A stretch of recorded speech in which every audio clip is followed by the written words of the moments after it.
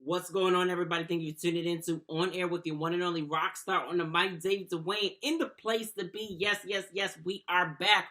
Welcome to the show that you guys love. And if you guys don't know that you love it, you finna love it. Yes. Thank you guys so much for tuning into the show On Air with David Duane with your one and only. Yes, me.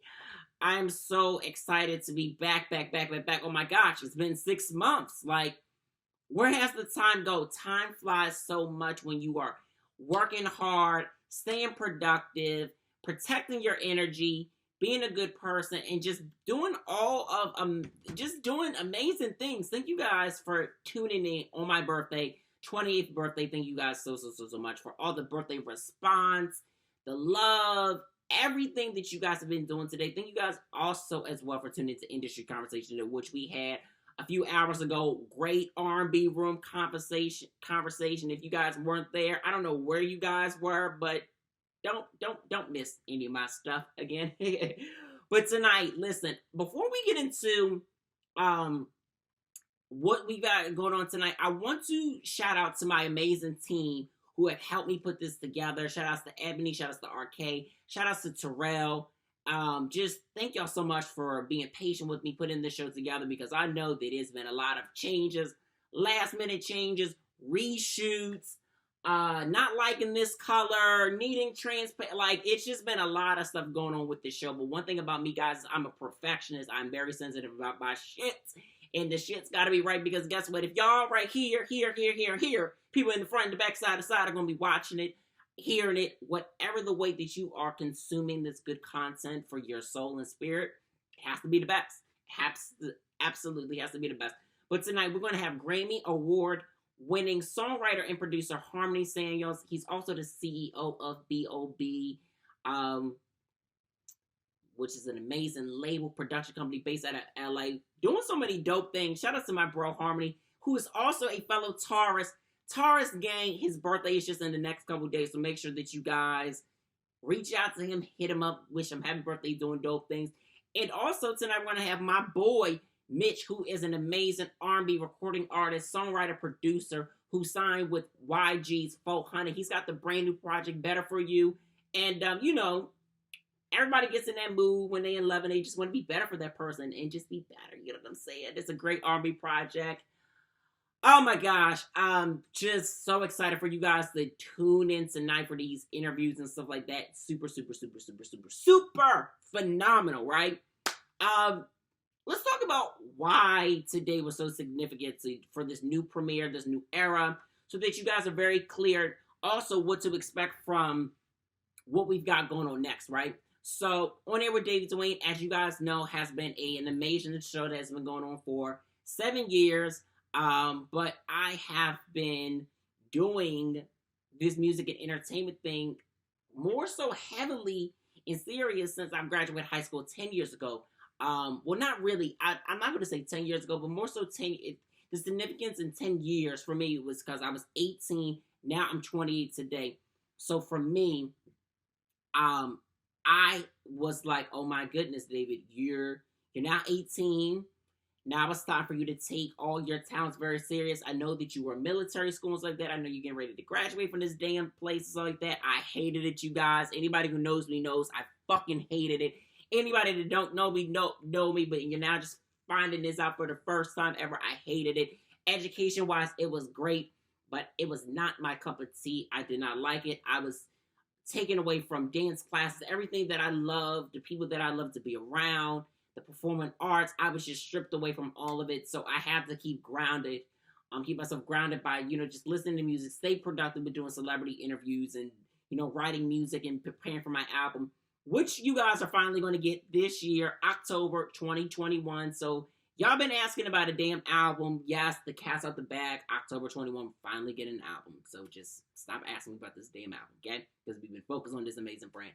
And honestly, guys, without this brand and the brand of the overall brand of My Fierce Wings Radio and Urban Fierce Group, honestly, you guys, I would not be able to do the things that I'm able to do. It's created so many different networking opportunities for me. It's created opportunity, and not only that, but it's really captivated my brain, So I'm really grateful for what this journey has to come. It's not been an easy journey, you guys, in the beginning. And still now today, I can tell you guys, as we reach out to people for interviews and stuff like that, and even when people reach out to us, I get to no. And what I take from no is not right now. I don't take no as it's not going to happen type of thing, because that's just not the type of thing. It's just not the type of person that I am. I just take it as it's not going to happen right now. It's okay. Look, the best of the best get told no before they are big and amazing. It's like that. Even when they are amazing, get told no. So it's like, roll with the punches. Damn it, it's okay. But one thing for sure is I've learned to trust the process in this time. I went from interviewing independent artists that people didn't even know who the hell they were. People knew who they were, but they weren't as big as they are. And then I started to interview people like Brandy, people like Bilal, people like Mindless Behavior. Look, I got to look around the room and stuff. People like K. Michelle, people like Brandy, people like Sebastian Michael, people like Christette Michelle, people like Anthony Hamilton, people like Don Benjamin. So many incredible people like Marcus Houston, people just like Elvana, Luke James, like so many dope people and names that you guys know, that we all know, that we either grew up on or we are hip to them now because they're doing amazing things. And when I tell you guys, it is such an amazing feeling to know that, wow, I've come a long way, you guys, and the best yet to come. In this season, you guys, you're going to see the best of all things David Duane. You guys have never seen me this dope before. I'm telling you guys this right now. Hear me loud and clear. You've not seen me this dope ever in life. Ever. This is like the dope of the dope and the best of the best at this moment in time. Now, God knows the rest of what's dope and what's best. What's yet to come. You know what I'm saying? We not privy to that. And that's okay. But we really worked our ass off this entire season in era. So many dope conversations. I'm just very grateful to still be continuing to do it, to have the heart to say, you know what, I'm going to finish what I started. And I'm going to tell you guys too, even though there were moments where I was very consistent, there were moments where I was fighting depression and it was very hard. Depression is a serious thing. And anybody that has suffered from it and stuff like that, I commend you for fighting that beast and staying healthy and just staying alive and just staying encouraged and fighting the good fight. Because let me tell you something, being in that type of fight is not easy. It is not an easy fight at all. But guess what? We're still here. We're still standing tall, and we've got our head up high, and we are doing great things. And even through this pandemic, you guys, it's been crazy. I know that we've all have known people that have lost jobs or have lost family members, close friends. It just, this, whew, I can't even begin to express my feelings on everything, my condolences to the police brutality, to, just everything that is just going haywire in this world and stuff like that. Just know that better days are coming, as my cousin Ann Clemens and Justin Timberlake would say, better days are coming. And that song, which you guys got to check out, it's an amazing record. But it's very true. Like, better days are coming. We are all going to be okay. No matter what. No matter what the outcome is, we are going to be okay. Just trust in God. Put your faith in everything in Him, you guys. And everything is going to work itself out. It always does. And it always will. So I just needed to share what's on my heart, because you guys know I'm very big on saying what's on my heart, right? But I know that I've been talking for a long minute. I've been giving y'all a long-winded testimony. So what we're going to do is we're going to get into our first interview with Mitch right now. And then we're going to get into entertainment news, you guys. When I tell you guys, we have some dope entertainment news to cover. We also want to talk about the DMX, his memorial services, his funeral, so that we definitely want to touch on that. We want to talk about Cardi. We want to talk about Meg. We want to talk about so many dope things. We want to talk about her, who just won an Oscar. Okay, Sunday evening, an Oscar award winning, oh my goodness, recording artist. So dope. So dope. I'm so proud of her.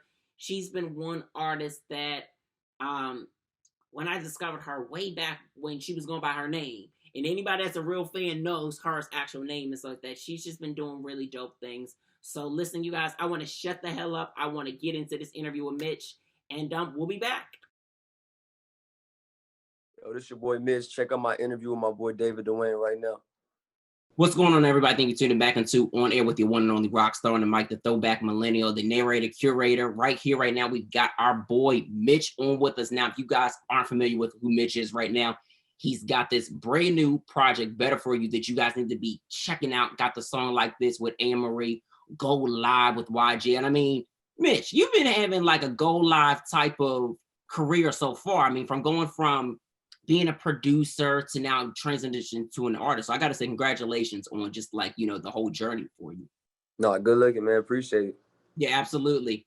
So like I was saying before we even got started, I've been trying to track you down for a little bit because I always believe in artists before like they even get to like this rising point, and how you guys have been able to just develop your sound and constantly just be like, okay, I'm gonna put this project like this, I'm gonna put this project like this, I'm gonna give them this type of look, I'm gonna give them this type of music. Has been very organic. How important would you say it is for any new artist to just remain organic, especially when they're first starting to get out there and not try to go with like the trap sounds and following the trend, but being who they are?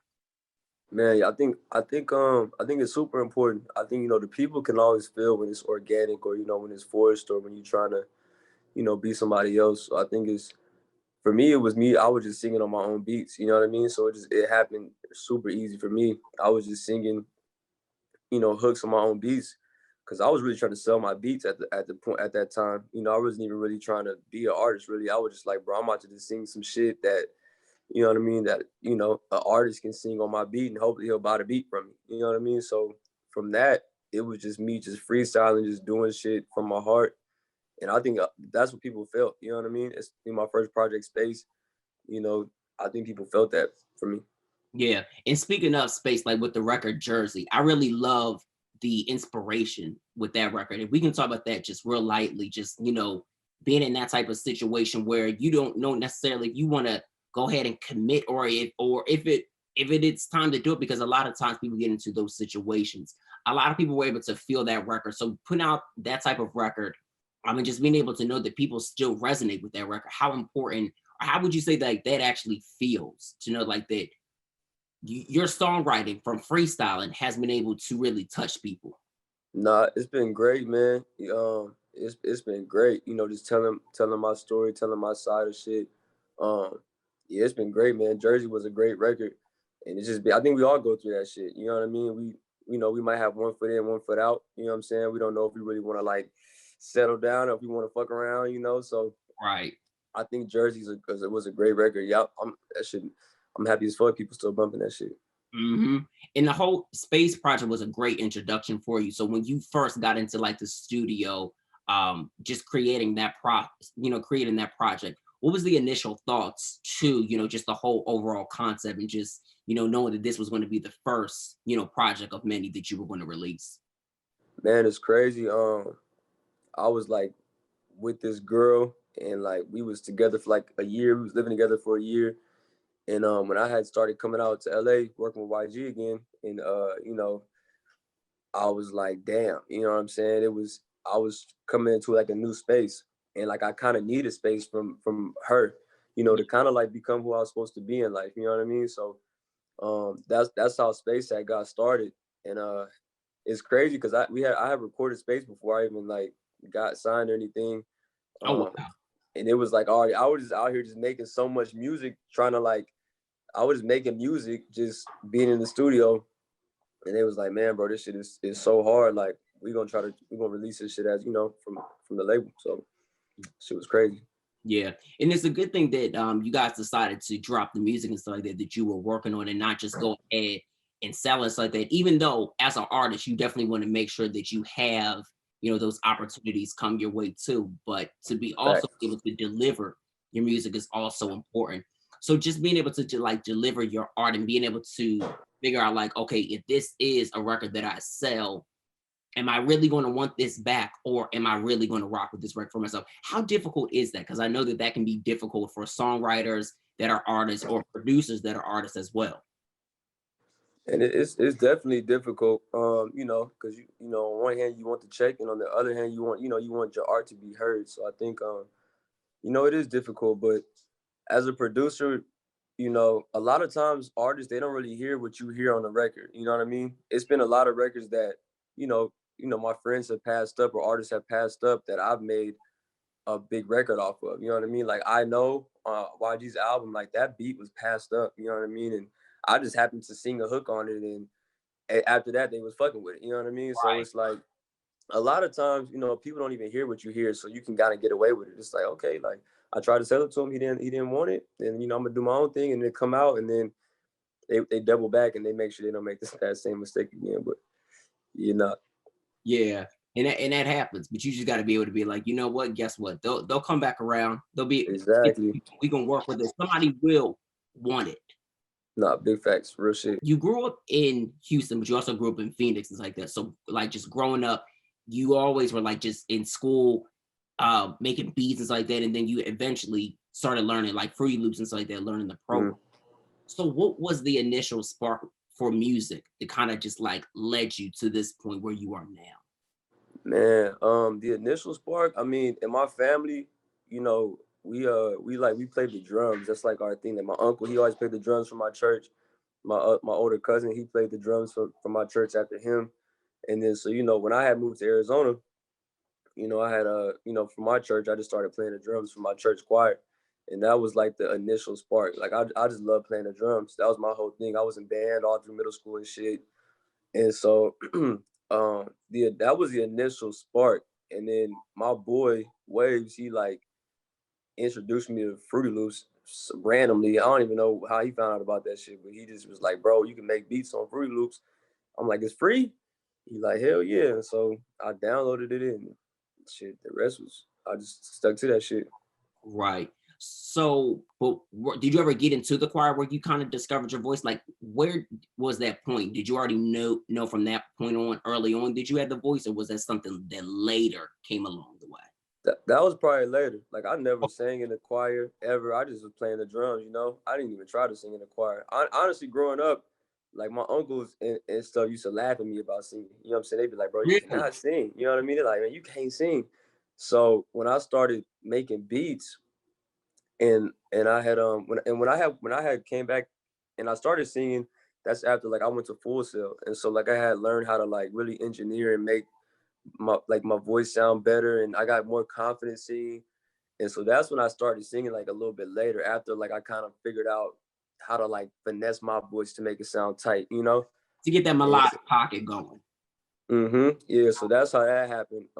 It was way later. I literally was just, you know, at the crib just trying to sing hooks for, you know, for YG to sell to get to other artists, you know what I mean? Right. Wow. So, did you graduate from For Sale, or did you? Mm-hmm. Oh wow. So you went from Yeah, I you graduated. were audio engineer.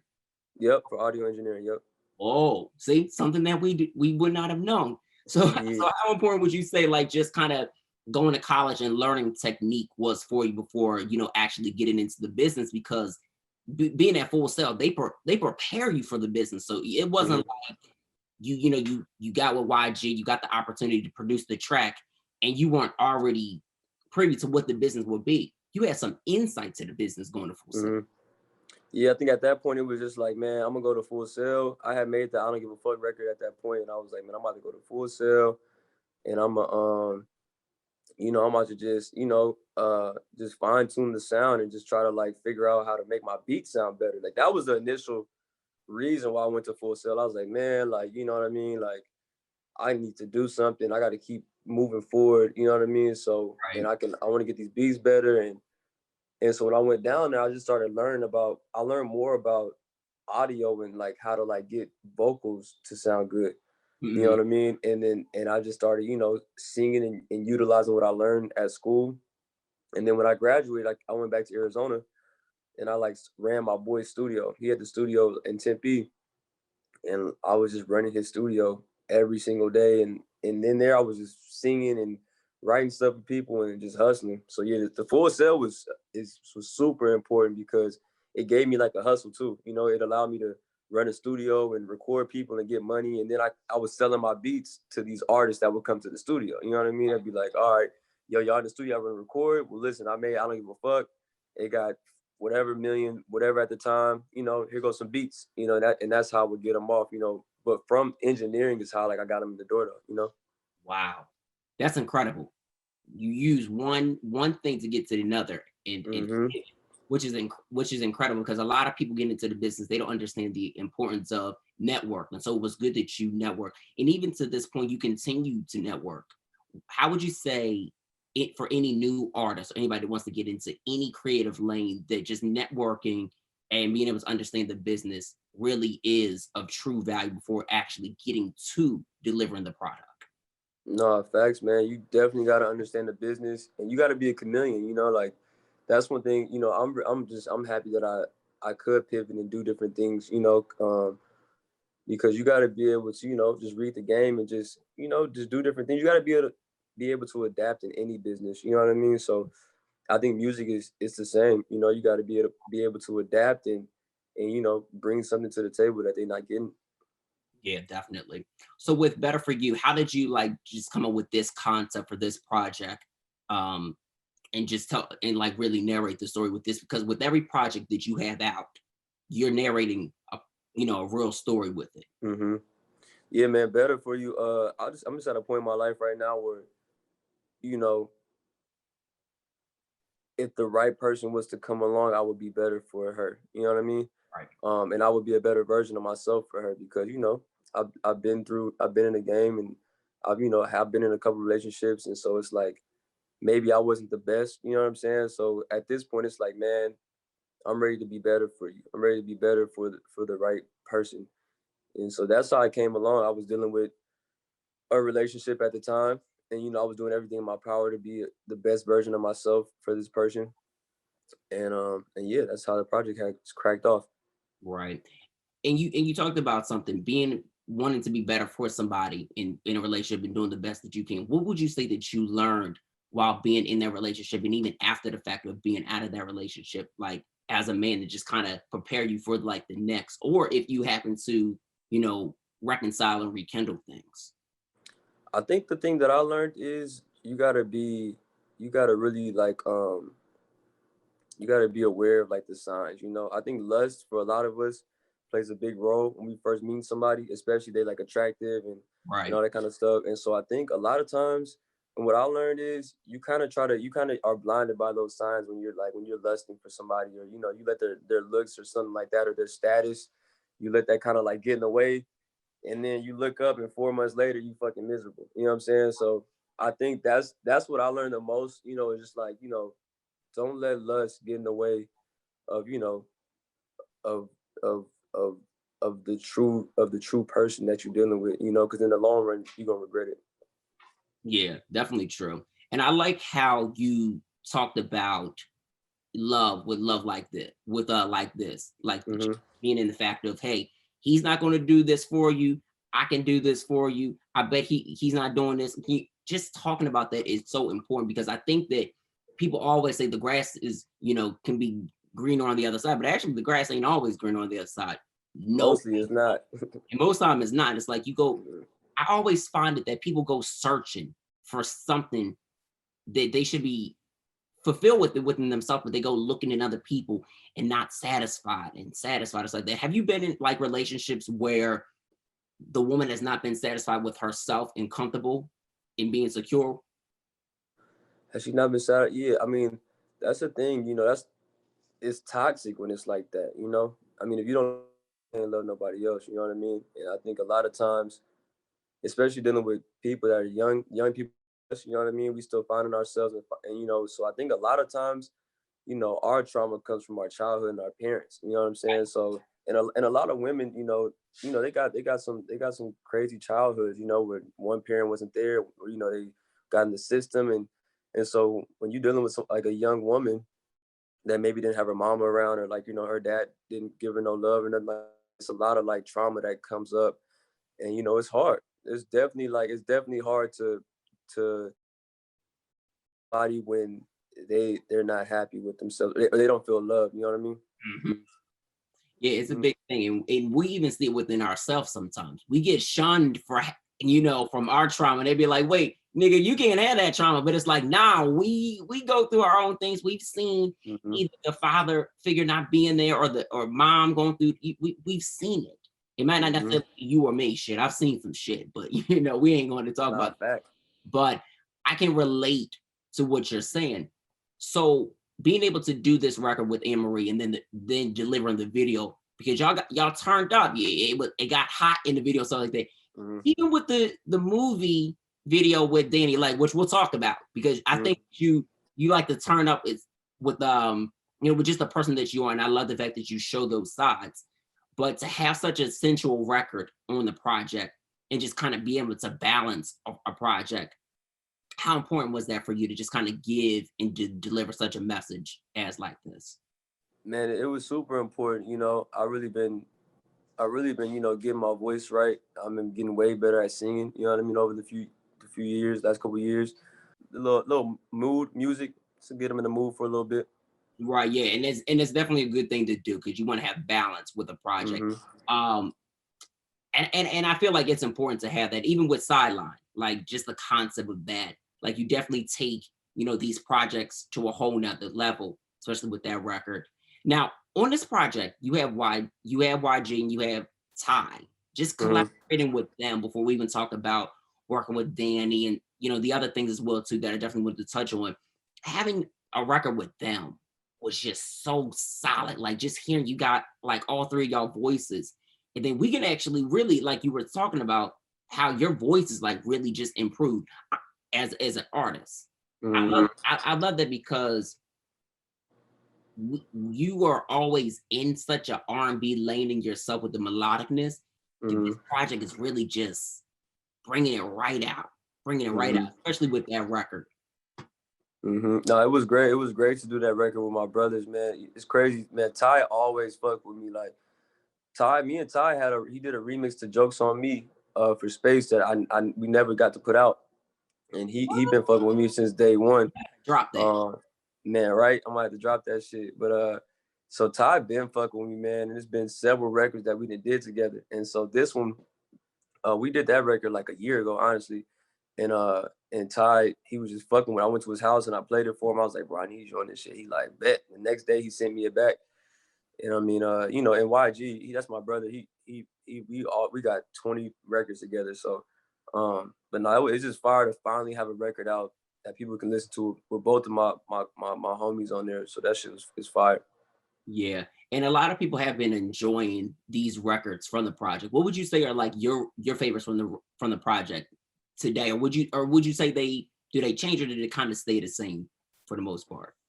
I think they probably stay the same for me. I mean, I think my favorite records are the ones that are just when the recording process was like just fun. You know what I'm saying? So like Goddess, when me and Beam, I literally pulled up to the studio. I don't know if y'all know who Ricky Riera is, but he's like real close to Cardo, Got Wings. And I pulled up to the studio and I was in somebody else's session and they was like, Mitch, bro, you want to hop on this beat? I'm like, yeah, shit, cool. And so I went in the booth and I might have freestyled for like 5 minutes or something like that. And then I came out and we just cut it up and Goddess was you know what I mean? It was just, I like when stuff is like that. It's just that quick and easy. Yeah. Because that's when you get the best version of me, I feel like, when I just go in there, freestyle some shit and we cut it up and boom, that's it. So, I mean, Goddess, I love Goddess, that record, because that's just like literally how I was feeling when I went to the studio and I got in there and it just came out. And then Hillary Banks is the same way. Like I was in the studio with my boy. Favorite. Yeah, I was in the studio with my boy C. Roos. We had like a bunch of people in the studio. We was up at this studio out here in LA. And I had the microphone in the studio with everybody in there, and we was just lit, and I was just like, my bitch killed her, and I just did the shit, and then we was going up, you know what I'm saying? And now I feel like that energy is you can feel that energy when you listen to the record, you know what I mean? So those are my two favorite right now. But I mean, I love all the records. It's hard, man. Like, No Disrespect is an amazing record, you know what I'm saying? Like this is, every time I hear it, it's just, I don't know where that came from. It's hard for me, honestly. It's hard. It really is hard for me. I like them all. This shit crazy. You got a lot of slaps, but no disrespect. I would say and like this are definitely and Go Live is definitely like top 3 for me. Yeah, Don't facts. snap Yeah, on that Go Live track. yeah, Like yeah. you had to turn up. So being the fact that you do R&B, um, and a lot of people always feel like, whether it's classified as traditional R&B, new R&B, what I feel like R&B is R&B, right? Just like Mm-hmm, hip hop, rap is rap. mm-hmm. Being the fact that, being a creative and an artist, do you feel like any artist should box themselves into, creating a certain sound? Because, we're seeing it a lot where even with the nominations with these different award shows, albums don't get classified as the proper genre that they are. Mm-hmm. Yeah, man. I mean, I think it's different strokes for different folks. Honestly, I was having this argument with my boy the other day because he was like, he's like a super like pop type of artist, Hmm. and he's trying to get his pop, shit going, and but he has this R&B record that's amazing. You know what I'm saying? And I'm like, bro, like put it out. Like he's like, no, like I want this to be my sound, and I want this to be. And I mean, I think if you want to go that route, you can. For me, I mean, I just do what I feel. You know what I mean? I don't really like try to put myself in a box. If I feel like rapping on some shit, then I'm gonna rap on it. If I feel like singing, really singing and hitting notes, I'm gonna do it. It's like if people gonna rock with you, they're gonna rock with you. You know what I'm True. saying? Like do what your heart feels. If you just feel like you just sing pop every day and that's what you do, then cool. But if you like if you got an amazing R&B records or whatever, or like I mean, I don't think anybody should hold themselves back, especially at this point. It's like people just want content, they want music, they want new shit every day. Everybody at the house just sitting on it, just sitting around. Like people just want to hear some good shit. They don't care if it's the typical sound that they hear. As long as it's good music, I think everybody is solid. That's why Drake is winning. You know what I'm saying? Drake sings, raps, does everything. You know what I'm saying? He do what he feels like. You know what I'm saying? If Drake just decided to be a rapper his whole career, we would have missed out on a lot of great records. You know what I mean? That's true. And I think that that's the point that some people have to understand. Like, if you limit yourself to the things that you can actually do outside of being an artist, let's just say being a creative or anything in life, you Mm-hmm. never know where you can fully go if you have not expressed desires in so many different areas. Because I know pop is a lane of music that you even want to do. Facts. Mm-hmm. So have you already started to like work on some of the pop music already, or is that still in the process? I mean, I think some records, like even like Jokes on Me, is kind of like a pop type of record. I think it'd be coming out sometimes with me. You know what I mean? Not unintentionally. So yeah, I'm not really intentionally making like pop stuff. I think for me is like right now for me is I'm on some shit to turn up for the summer for next summer. You know what I mean? One more So outside, my of course. Yeah, so it's like, all right, I gave y'all like the winter album, you know what I'm saying? I gave y'all the singing joints, you know what I mean? I gave y'all the big world anthems like Go Live, you know what I mean? So I think for me, my next thing is just to get back on my beats and my West Coast beats and get y'all prepared for next summer. And hopefully we're not in COVID so we can just all go crazy next summer. But yeah, that's what I'm on. I'm on some turn up, lit, fun shit. Uh-huh. Because I know that you were preparing to do some tours this year before everything just kind of Yeah, man. right? Yeah, this shit fucked us all, man. But it's all good though. When it finally does open up, it's gonna be fun, and I think a lot we're gonna appreciate it way more. You feel me? Yeah. I think we definitely will because now people are seeing that, oh shit can be really shut down. We can really be in the house. The government Man, tell us sit your ass inside because we've never experienced anything like this before no whatsoever. facts. And I know that YG has definitely been very vocal about like, everything that's been going on in society and stuff like that. And I know you've had your thoughts within, just our culture. What exactly are your thoughts? Because I know that, we see some posts from you online and stuff like that within your story, but not too much. How have you been feeling with, being that you're a black man as well and all this craziness? It's just like ain't no stopping. Yeah, man. I think it's shitty. I think as a black man growing up in America, especially growing up in Arizona, where it's predominantly white, especially when I was growing up at that time, I had to deal with a lot of racism, you know what I'm saying? And just being like the only black kid in my schools, you know what I'm saying? And that type of situation. So even now, all, this whole Trump era and his supporters and having that stigma, like that racist stigma, it sucks. It feel like we moving backwards, you know what I'm saying? Right. But I think that everything happens for a reason. And I think we're moving in the right direction. I think it's gonna happen slower than we want, but it's shitty, but I think we're moving in the right direction though. Yeah, I definitely feel like it's shitty, but it can get better. I think that everybody's just so on a big like, oh my goodness, Joe is going to be in office and he's going to be able to clean everything up so quickly. Nah. Oh, like I think people need to stop putting so much faith in politics and in men in general. We gotta step up. I think the most important thing for us to do next in these next, in the future is we gotta tap into not really voting for presidents, but like voting for people like in our state, and voting for our mayors and our sheriffs and I don't even know all the stuff. I'm not really big into politics, but I think that's the most important thing. I think for me in the future is I'm trying to figure out, all right, who is my House of Representative? You know what I'm saying? Like who is the person that's making decisions in my state, or who's the, you know what I mean? And I think that those are the most important things is on the lower levels for us to like really be tapped in to really make a big difference. Because when it gets to the president, it's all politics is all shady.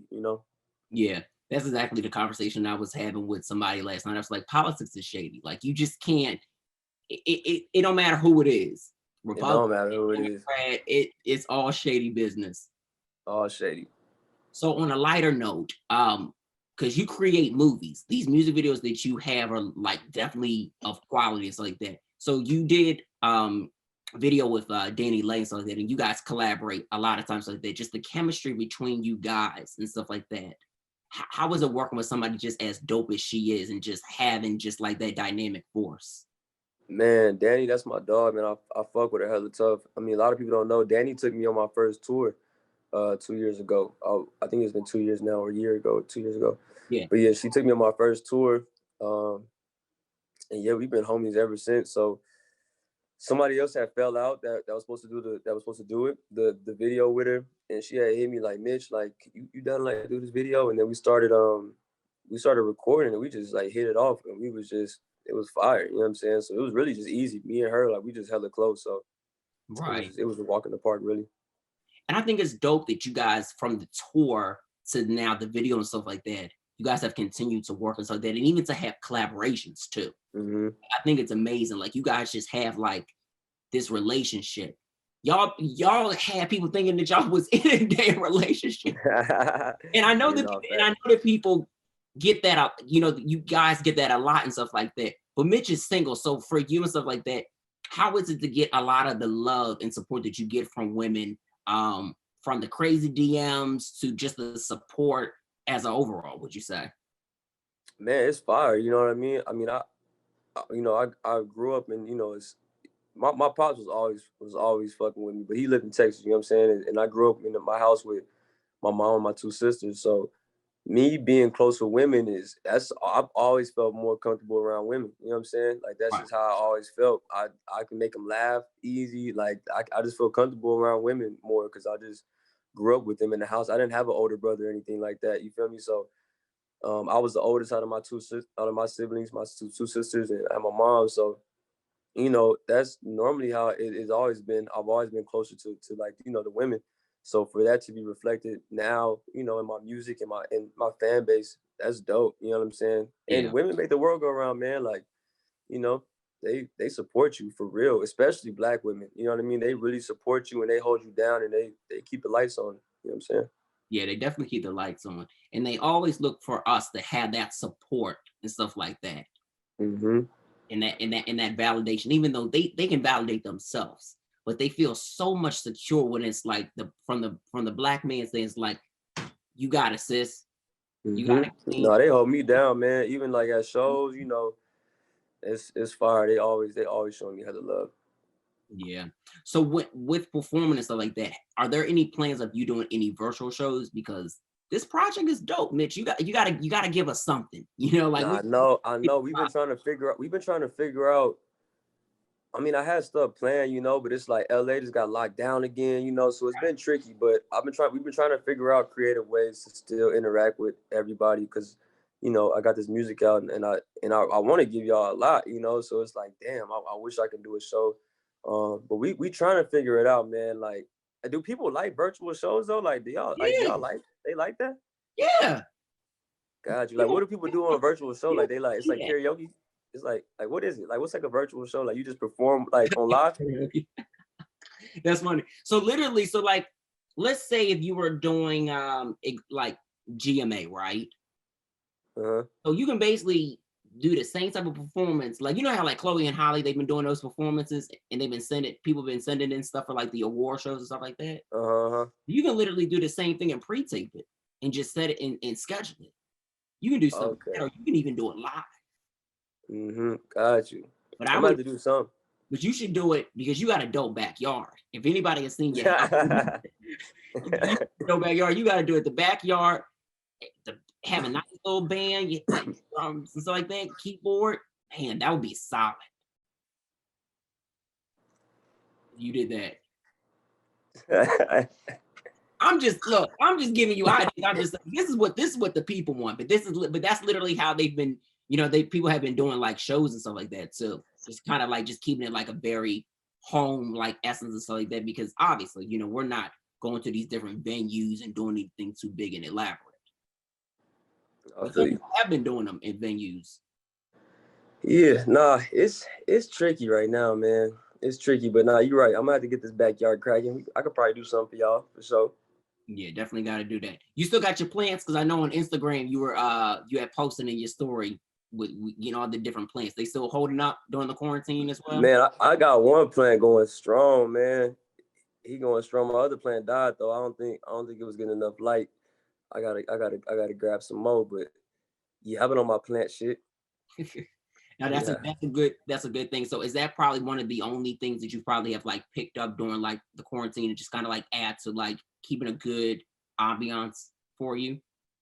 Yeah, man, that and just reading, you know what I mean? I think knowledge is power, I read a lot, you know what I mean? So that's been like the best thing for me too, just keeping my head on right, you know what I mean? I think being in the house so much and not, you gotta stimulate your mind, because you can be in the house and you start getting deep in your thoughts and you sit on Instagram all day, I think meditating and reading has been like the best thing for me, honestly. Hmm. And then I know that working out has been something that you've been Oh yeah. Workout shit for sure, yeah. so are you still want to continue to like show like that process as well, like on OnlyFans? Because I know fans have been getting on you like, why aren't you posting on here? Why aren't you posting on here? Yeah, man. I've been getting back on it recently. I just started posting more stuff on my OnlyFans. It hasn't been no workout stuff. It's been like behind the scenes, really, for Yeah. like my videos. So like that's what I've been posting on there. But I know everybody want these workouts, so it's been tough because everything got shut down. So it's like I don't know if I really want to post a workout in the house, really. But yeah, I might have to do something. I can probably work. I can definitely post some shit. I just been trying to figure out like the best way to do it, really. Yeah. But yeah, I got to get the workouts going. I know everybody. I'm trying to get y'all right. This is the exact same time I started working out last year too. So it's crazy. I've been working out for a year now. Wow. Exactly. And that's good, like just to show people the process and your journey through working out through a year to like to now be at the size that you are because people are trying to really figure out like even though we've been inside since March, some people can't even get up from the computer to just like figure it out, but you've been able to Hmm. motivate people not only through the workout but through your music and just like your brand. And I think that that's what makes you unique as a creative as well. No real shit. Yeah, for sure. So, Mitch, we like to ask all of our guests this question. So, I'm curious. So, what would you say are three things that exemplifies you as a man and then as a creative? These three things that exemplify me as a man and as a creative. Damn. Um. Let's see. As a man, maybe just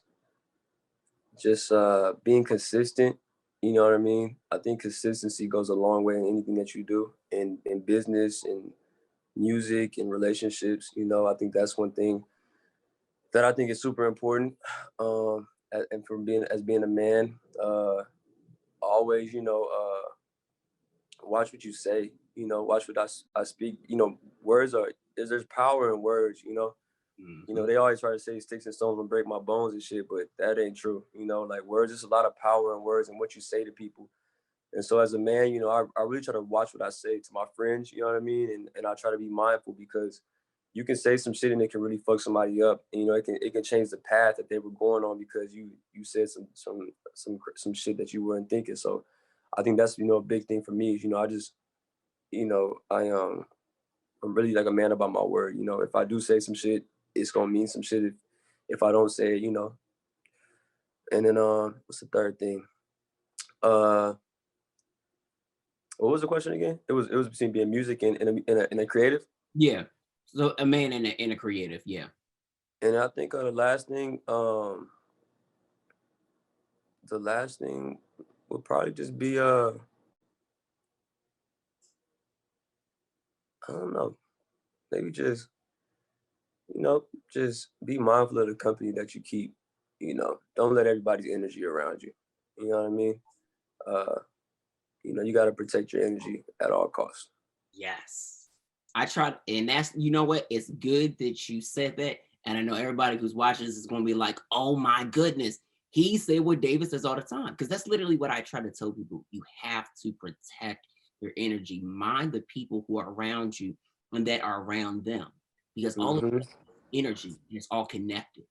So if Mm-hmm. it's not good in your space and they've got one bad apple over in their space and then they're around you, it could fuck up what's going on.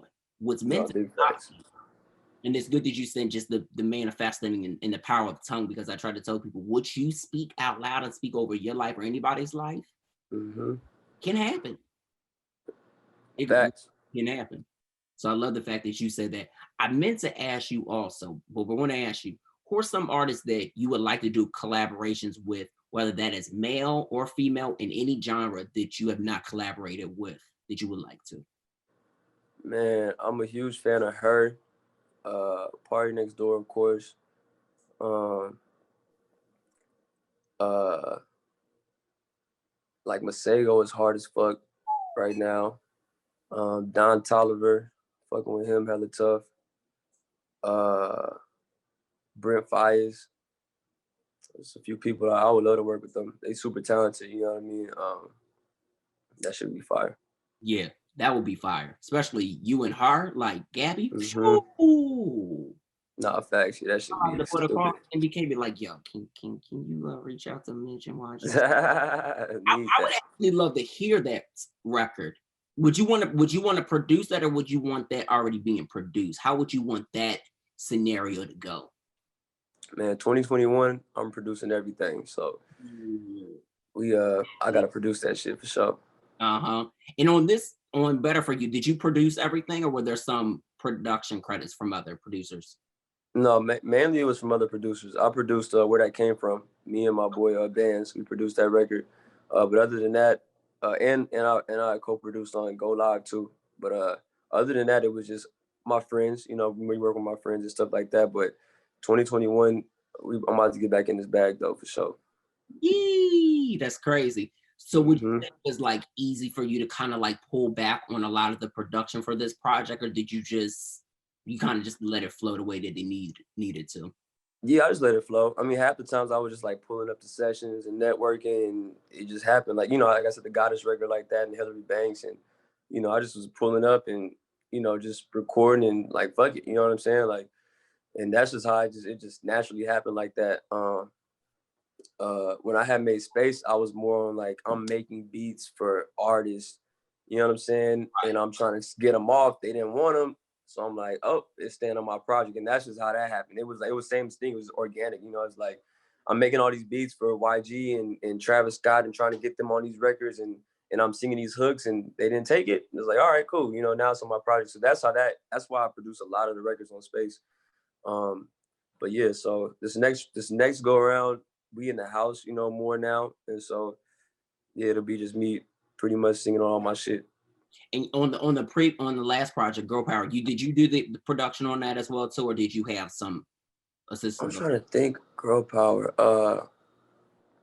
I'm trying to think that I produced a record on Girl Power.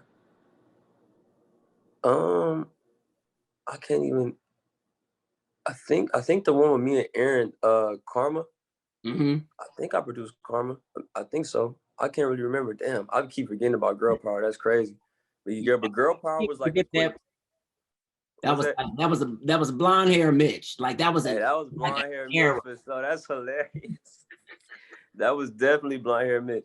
And you've been talking about going back to blonde and stuff like that for a minute. Are you going to go back soon or? That's crazy. I was just about to post some shit yesterday about that shit. Like, should I go back to blonde? I don't know, man. It's been hard to get my hair finally back healthy. You know what I'm saying? Right. Like my shit ain't falling off on the towel and shit no more. So I think blonde is just so damaging to your hair. So It is. Because I was I'm a not. originally, as you know. You said what? I said I was blonde originally, as you know, stuff like that. So this whole new fresh look, yeah. Yeah, that's what I'm saying. Like your hair gonna thank you for sure. But nah. I mean, I might dive back next year. I don't know. We'll see. Maybe some summertime shit. I might turn up one time. Right. But now, yeah, this was definitely a great conversation, Mitch. And I think that people are definitely going to be able to, tap into this music more. They got to better for you, the new project and stuff like that. And just congratulations again, Mitch, just like on your whole journey and speaking with us today. We appreciate it. Bro, thank you for having me, bro. For real. Absolutely. So where can like the viewers follow you, like as far as like all your social media, where can they download, this new project as well? So y'all can follow me at Money Making Mitch on Instagram and on Twitter, same shit at Money Making Mitch. And then my project Better For You is out on all streaming platforms, everything Tidal, Amazon Music, Spotify, Apple Music, all that. Just type in Mitch Better For You. Yeah, run it up. All right, you guys. So that was our interview with Mitch. Cool dude, right? Just, oh my gosh, love Mitch. And you guys need to be following Mitch like right now. Money Making Mitch on all social platforms. Check out his project, Better For You. He's got so many dope visuals as well that you guys need to go check out on his YouTube like right now. And man, we just having a good time tonight, right? We just enjoying life and stuff like that. And man, even when we get into the interview with Harmony, woo, another dope combo. I just can't. I'm happy. I'm just really happy to just be back. Like you guys have no idea how it feels to be back. But you guys want to know something? We've got to get into entertainment news like right now because man, it's just been a lot of things that have been going on in the world. But before we even hold on, let me fix my shirt. Let me fix my shirt. Let me tell y'all something that's real, okay? You want to hear something that's real? Some of these interviews you're going to be seeing in my damn shirt slips. I'm going to tell y'all that right now for sure. My shirt be slipping in some of these interviews, so don't be surprised. Like, look, I don't know what it is. I don't. I have no freaking clue, okay? I got to get my entertainment news pulled up on my phone or something. But listen, we have to, first of all, man, like, on a serious note, you guys, like on a serious note, life is really short. Like it's really short. It's happening. 1 minute we're here, and then we're gone. I want to give my deepest condolences, prayers, and love to DMX's close friends and family. It has been just, oh my goodness, it's just been very emotional. When I saw the service on Saturday, it didn't quite hit me. The DMX was gone. Even when they had him, uh, when they did the last ride before they did the memorial service at the Barclays Center, which you know was so dope because Kanye's Sunday service they came out and they did so good with sending uh DMX home and just oh my goodness, just the yeah, anything that's surrounded with God and giving glory and celebration of life. I am always been here for it. Y'all know that we interview gospel artists here on air with David Duane. But they really did a good job with sending him off with both services. Sunday service, Sunday service. His casket. I don't know if you guys have seen that. I'm sure that you guys did see it. They had they had the Rough Riders. They had the DMX logo on there. So done. But on his last ride, it was on a monster truck. They had the casket strapped to a monster truck, and they had the Rough Riders logo. So dope. They had the bikers behind. They went all through New York. They went to Yonkers. I mean, shout outs to Yonkers because y'all lost a real one and a legend. So y'all know what the pain feels like for sure there. Him being one of your own.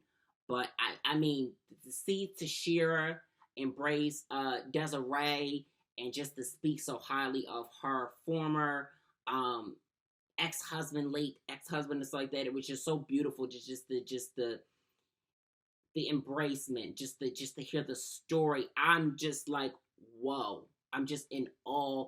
Beautiful service. Gospel artist. One of my clients, Amani, he sung at the service, which I didn't know he was going to sing at the damn service. So he did his thing. Beautiful, beautiful service. We just have to take life very serious, you guys. We have to love one another. We never know when it's going to be over. And I know I constantly say this on my own social media, but please take life like super serious, you guys. Like, please take this like very serious. Like, tomorrow is not guaranteed whatsoever.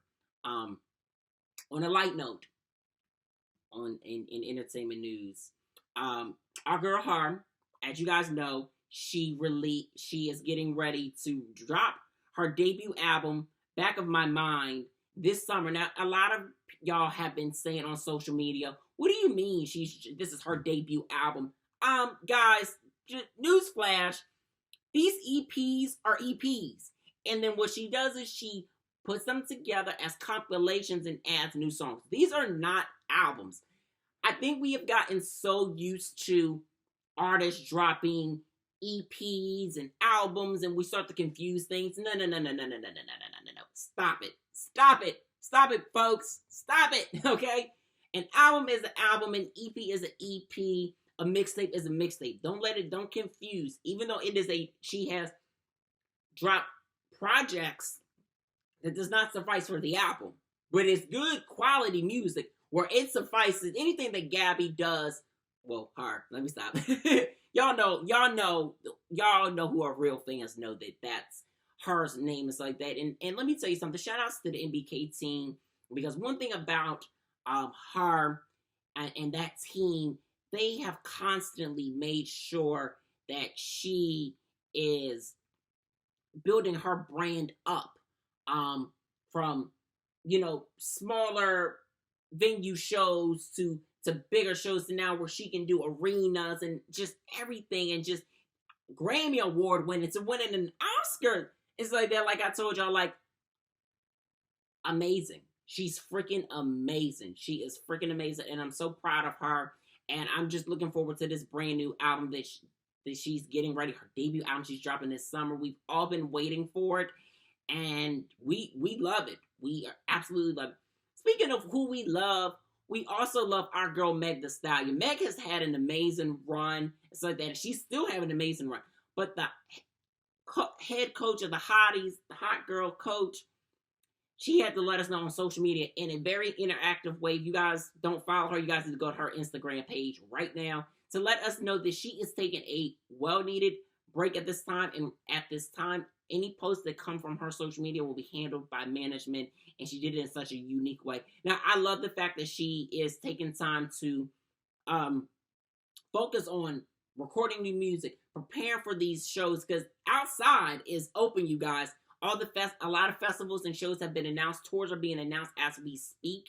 And, she's in this amazing relationship with Partisan Fontaine, who's one of my favorites, and I absolutely love them together. Love them separately, but love them together. And, you got to have moments where you take that time. Cardi had a moment where she took some time, but she was still working. So speaking of Cardi ain't stopping at all. Now, remember when we saw that she was trademarking stuff like for shirts and stuff like that. Well, Cardi's getting ready to drop a new beauty line very soon.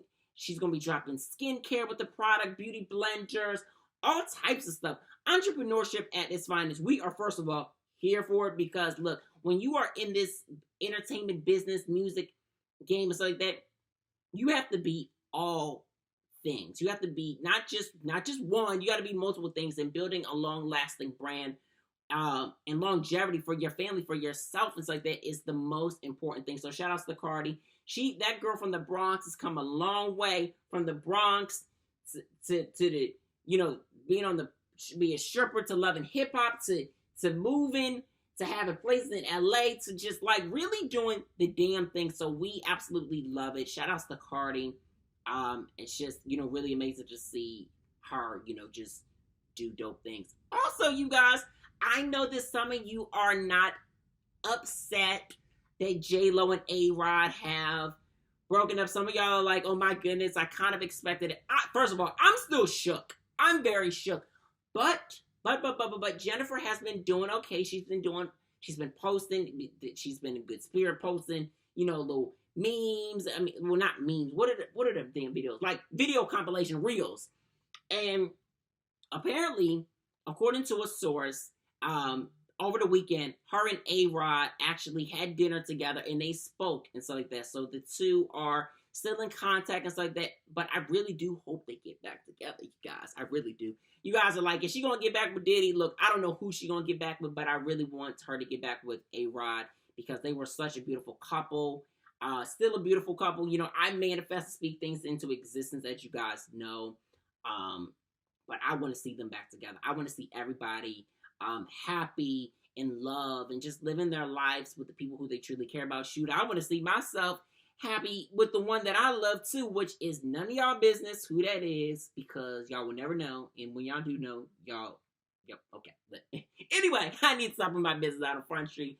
Guys, that is our entertainment news for tonight. But let's get into our interview with Harmony Samuels right now. Man, I'm excited for you guys to just really tap into this interview as well. Let us know what you guys think. Instagram is On Air with David. Hashtag is On Air with David Duane. Hit us up. Let us know. Comment below. Tweet us. Post us in the story. At us, damn it. We want to know that y'all watching, okay? I'm watching every little thing that we got going on here. So let's get into the interview right now. Yo, what's up, people? This is your boy Harmony Money Samuels, and make sure you check out my interview with my boy David Duane. What's going on, everybody? Thank you for tuning back into On Air with your one and only rock star on the mic, David Duane. In the place to be, we got my boy Harmony Samuels Money, the incredible producer, songwriter that you guys know from with Tamar Braxton, Ella Mai, Brandy, Destiny's Child. Harmony, you didn't produce for every damn body. Like I can't even. Like, my goodness, my guy, how you feeling today? I am feeling amazing, bro. I'm feeling good. I'm excited about, the year wrapping up and excited about the year to come. So it's a good time.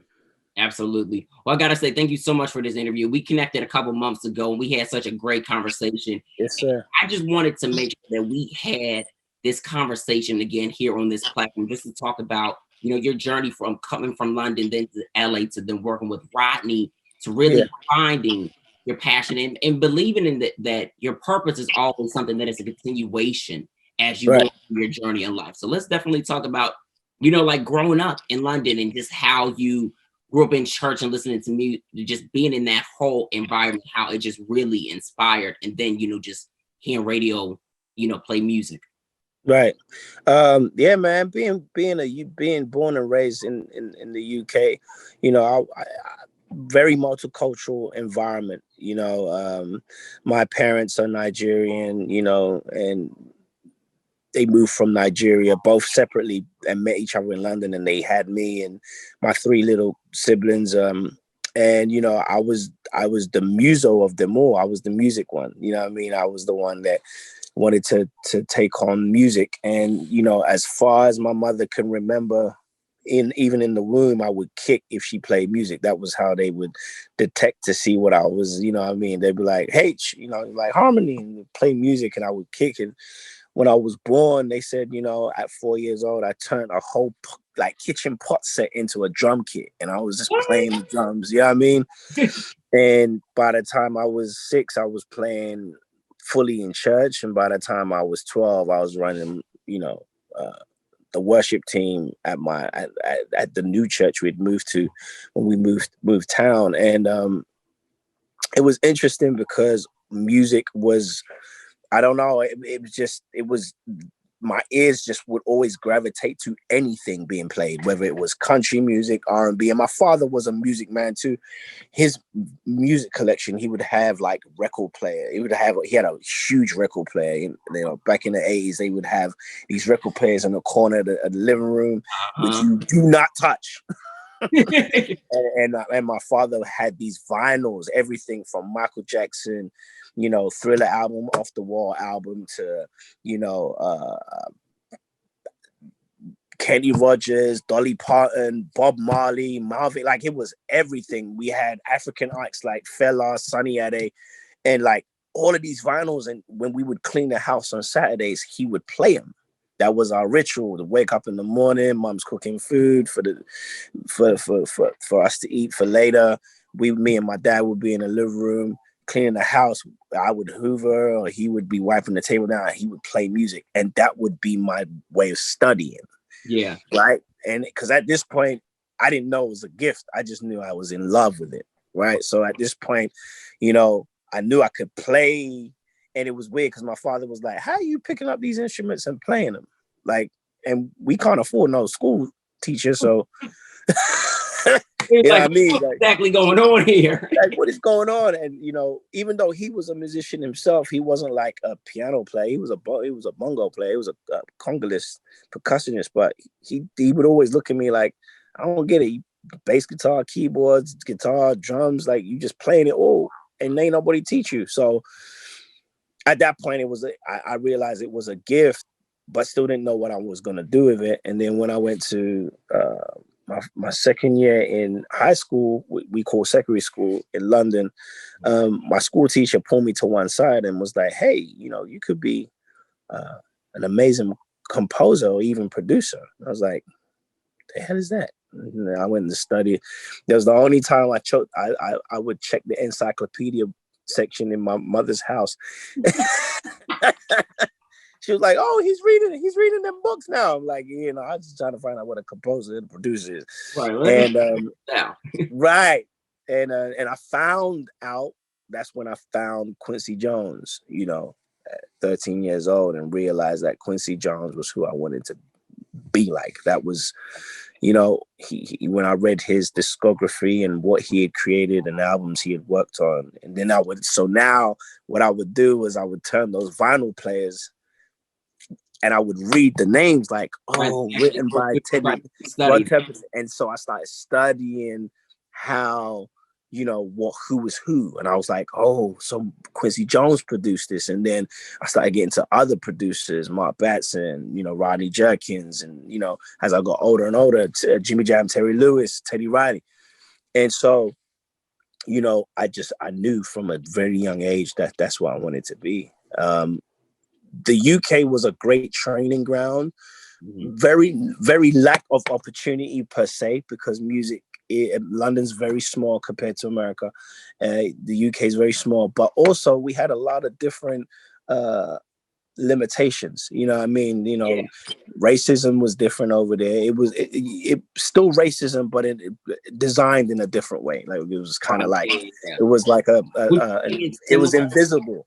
Would you say like it's similar, like to how it is here versus there, or how would you say the two differ?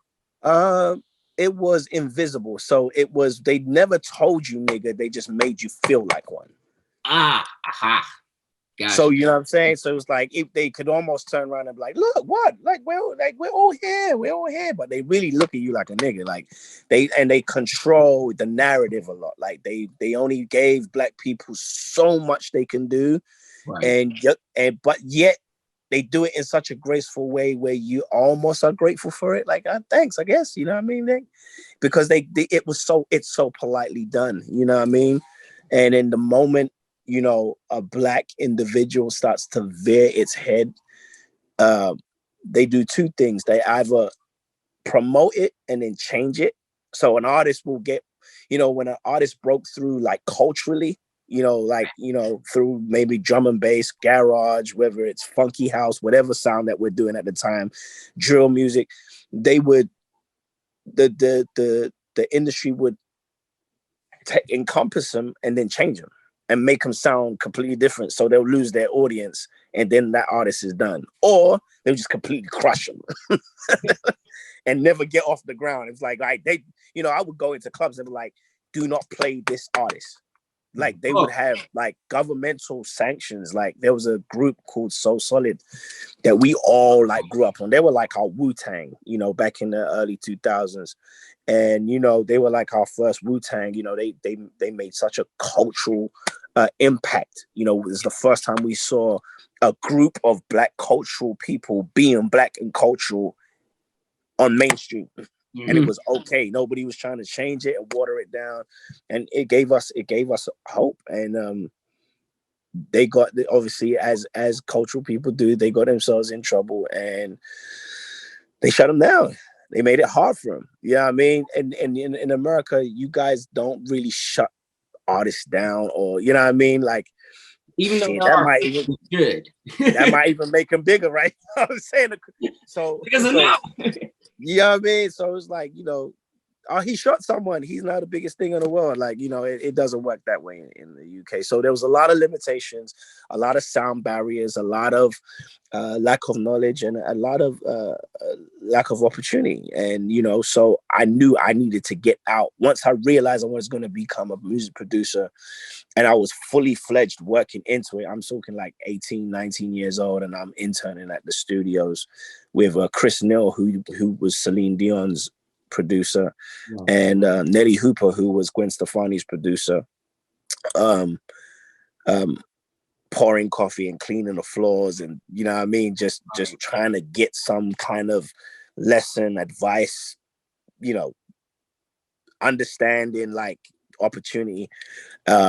I knew that I was going to have to step out in faith and make my ascension to America, which was a 7-year fight, because, you know, America's so big and it's so far, especially back then. It's like, especially out in LA, like, I mean, shit, LA wasn't even a thought. I was still trying to get to New York. I was just trying to get to New York. So did you get to New York before you got to LA?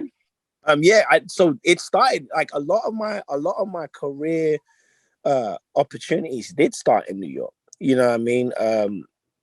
And because, you know, 20 years ago, 15 years ago, New York was the heartbeat, you know, and pulse to the music space. You know what I mean? It was the place you would go and meet anybody you wanted to meet, you know, opportunities from a creative. Everybody had studios, everybody was working. You could walk around, you didn't need a car, you stayed in a hotel. Harlem wasn't too far, Brooklyn wasn't too far. Right. And, you know, it was the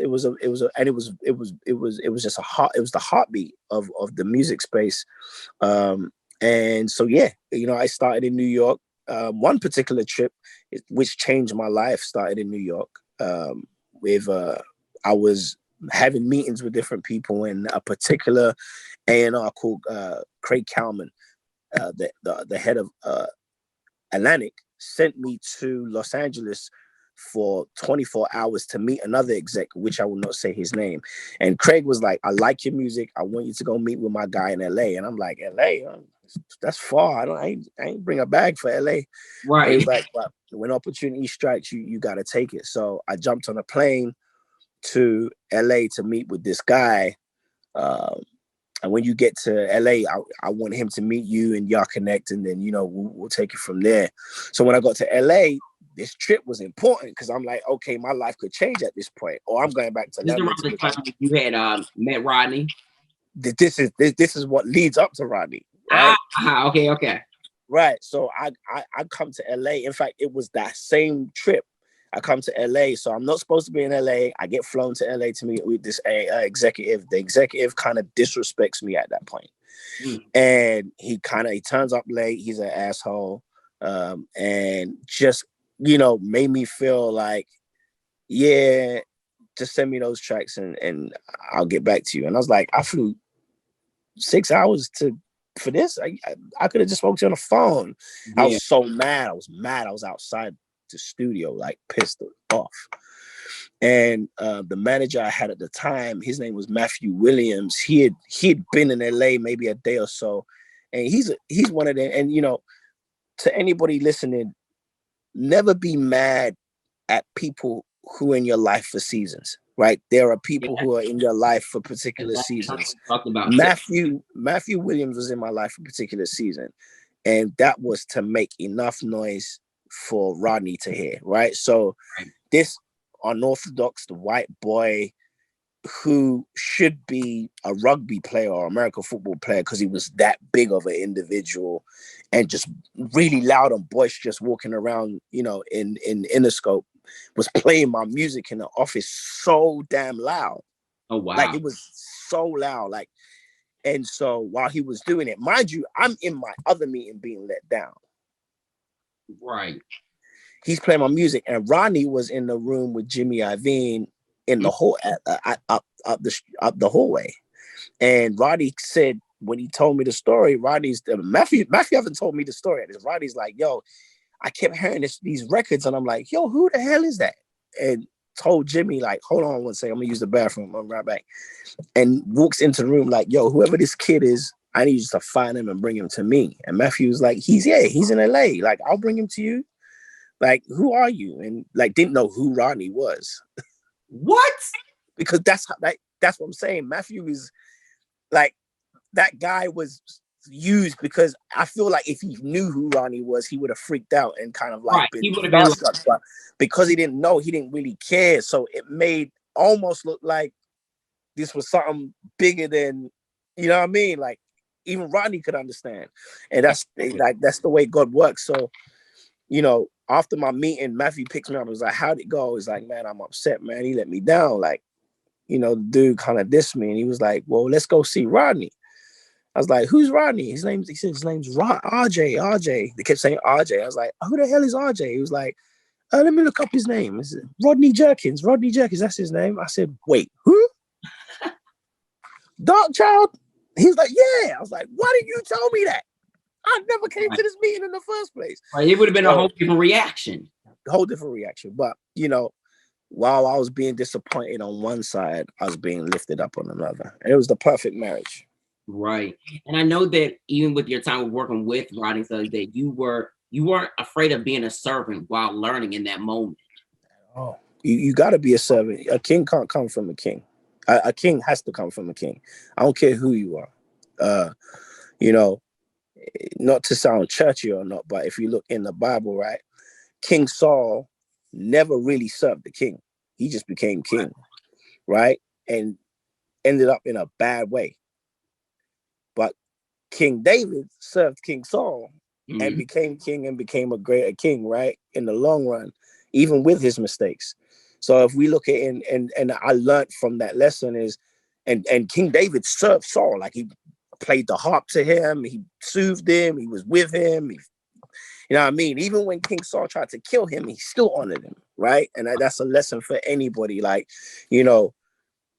always honor the people who give you opportunity.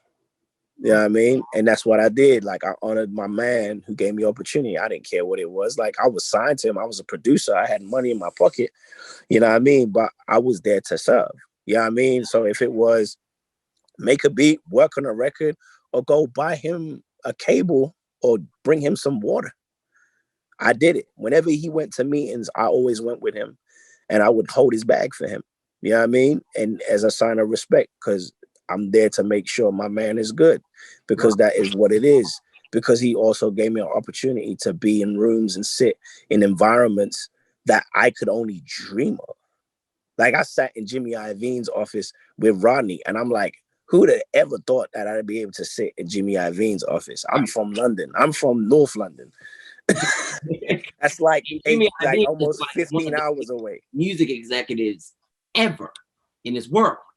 I mean, everybody from Mary J. Blige to Janet Jackson was in his studio, and he was working with them at the same time. I was there when he was working on the telephone record for Lady Gaga, and he called Beyonce and was getting her verse added to the record because it never had Beyonce initially, and it was his idea. And like I was there watching him on the phone mixing the record and saying we need to put Beyonce. Like it was like I couldn't pay for that education. You know what I'm saying? Like it was something that you had to be there to experience. Had to be there, but it built me for what I'm doing right now. So things that I would normally be afraid of, I know how to do, you know, both good and bad. I watch him make his mistakes, but I watched him do some of the greatest things ever seen in history.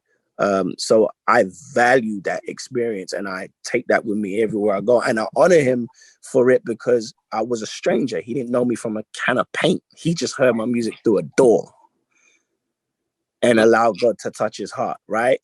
You heard the music through the door and it was loud. And it was loud. And he changed my life. You know, I wouldn't be in this room if he wasn't open to it. Right. And being the fact that he opened up his studio to you, like, and you constantly being into the studio and finding that H Money sound. And like I told you before, when I hear H Money, I love hearing that. I go crazy because it just gives you a feeling. So finding your signature sound and you know, just having those Nigerian roots and then, you know, being from North London and stuff like that. What was it that just kind of gave you the inspiration, just kind of craft the music the way that you do and just kind of, you know, leave a legacy the way that you're about to leave one when you do? I think one of the things, one of the first things is being born in the capacity and environment I was born in. I mean, I went, you know, like I said, I came from a very Black family, right? And Jamaicans are in my family, you know, Asians and Indians are in my family, but we're predominantly a Black cultural African Caribbean family. From food to conversations to, you know, speaking our language.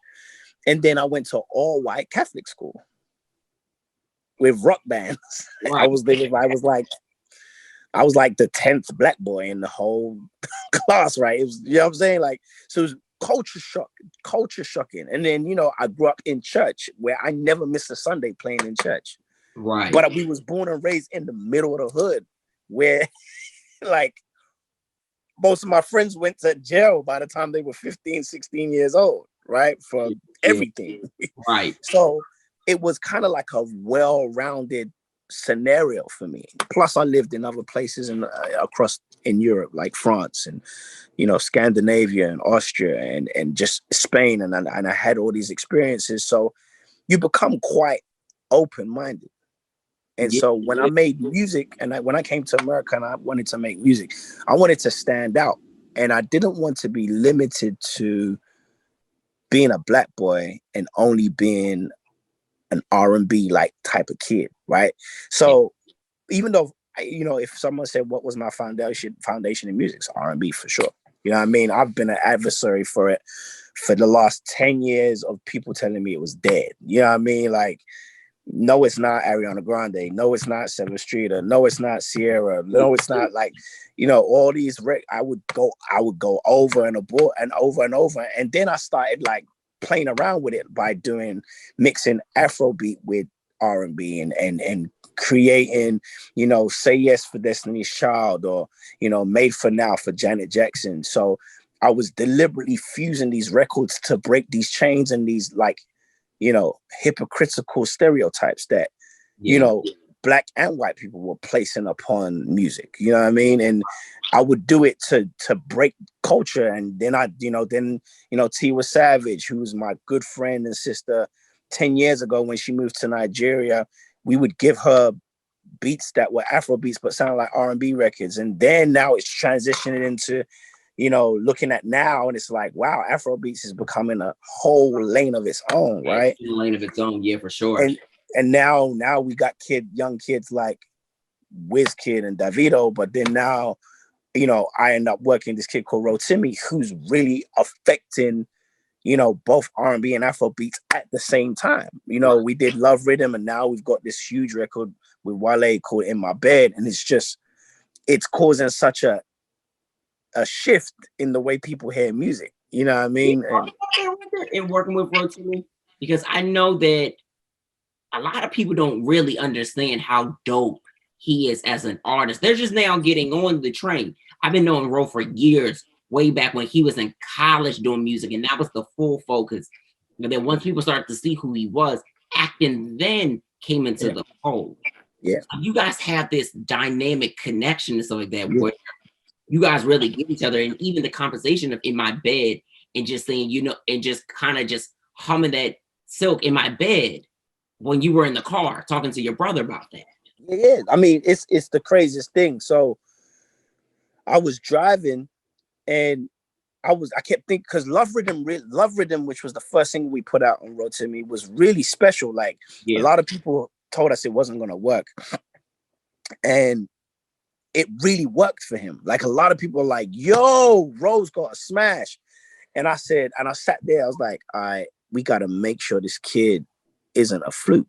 We gotta make sure he's not a fluke. We gotta make sure Ro's here to stay, because he's so important for African culture and bridging the gap. So understand what we're doing. We're bridging a gap for Black Americans and Africans to finally see eye to eye, right? Yeah. And so if musically we can do it, it draws people to want to experience the African experience, right? Because it makes them feel a particular way. And so now, Afrobeat is doing that. Now, every year in December, we've got thousands and thousands of people who are in Africa, Ghana, going over there, superstars, like, you know what I mean? Going over there to experience that, you know what I mean? So the music's supposed to bridge the gap so that the division that was created by the white man initially to stop Black America and Black Africa unifying, we are now trying to glue that back together. So that's why the fuse between Afrobeat and R&B is so important. So with him being that he is an American, right?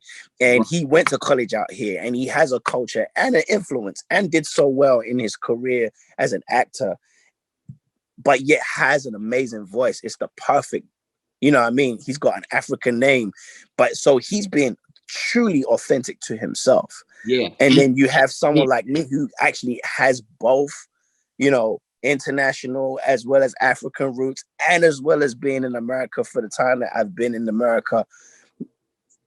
It's just a perfect fusion. And so when I was driving, I was like, yo, I was like, it literally was like, I heard the sample on the radio and I said, that's it. They were playing Ready or Not by what's it? And I was like, we got to do that. We got to make that Afrobeat. And I called him. I said, I got the record. He was like, what are you talking about? I said, I got the record that's going to change your life. Mm-hmm. And I beatboxed it to him. And he was like, yo, that's crazy. He's like, when you gonna make it? I said, when you get here. He didn't get to LA for 4 weeks. But when we got here, we did it. It was in my bed was created, and I just knew it was gonna be. That record came out a year ago, and it's streaming its highest streams right now. It's a year old. Nuts. It's going crazy, especially on TikTok. I heard it's been going absolutely bonkers on TikTok. So I'm happy. So it's bigger than. A lot of people think I make music for the sake of, because I love being a musician, or, I love R&B, or because I like, no, it literally is to help our culture. Like it's my cultural way. It's my way of bringing cultures together. It's my way of putting healing in the world. It's my way of bridging the gap, generational gap, cultural gaps. You know what I mean? It's my way of, you're just as much an African as I am. You know what I mean? You're just as much a Black man as I am. There should be no difference, because you was born in America and I was born in Africa or whatever, that we don't understand that we are one. And, history. We come from the motherlands. And we come from the motherland. And that's what's been taken. Yeah. Yeah. And so what we got to do is bring it back. And the way to bring it back, and the most influential way, is not to scream and shout, because I don't think people care enough. I think we're too distracted to scream and shout. But music is the biggest way, is the fastest and quickest way to get a message across. You know what I'm saying? Michael Jackson did it multiple times. The man said, heal the world. I'm looking in the man in the mirror. It don't matter if you're black or white. Those were messages. Yeah, he right? did Messages. And Prince gave us messages. Whitney Houston gave us messages. And that's my way of touching the world and fusing the world. And yes, we're gonna pick up other cultures, white culture, white people and Asians and other cultures. Cool, but the foundation behind it is to get Black America, British America, Black America, British black people, Africans to understand that we are one nation. It's one person. We are from the same bloodline, and we should not be divided by an airplane. Yeah, we shouldn't be divided at all. So it's crazy that we're talking about division, because even within Black culture, within our music, right? Just music as a whole, right? There's this big conversation that's going on. And I know you've seen it online, from Instagram to Clubhouse, just the regular conversation, right? Especially with these award shows now, and how everybody's changing the category names to being progressive, to it being Black, to it not having the word urban and stuff like that. And now the biggest thing is, a lot of artists have even stepped up and commented on the fact of, hey, my album, I might be white, but my album is R&B, or I might be Black, but my album is pop. Yeah. What is your thoughts on that? Because it's like, I feel like the industry is not allowing people to be who they want to be. Different sounds. It's an evolved world, and these award places are not evolving. Mm-mm. You know, they're not evolving fast enough. It's an evolving world, right? Where it was very strange to see a black man, a white woman, or vice versa together 40, 50 years ago. Shit, you might get killed, right? Now it's normal to see a black girl and a white boy, and a white boy and a black girl, but black boy and a white girl together. It's not so much frowned upon, just like sexuality is not so much frowned upon, whether you're lesbian or you're gay. And so if we can evolve as a people, right, in that type of space where we are open to different things, like, okay, whether you're gay or straight, we still love you. Whether you're lesbian or not, we still love you. Whether you're married to a black woman or a white woman, you still love you. Then the awards itself it just has to. And so when it doesn't, right, and music itself is evolving, right? You do have black people who aren't R&B acts, and you shouldn't be just because you're a black person, you should be a R&B act.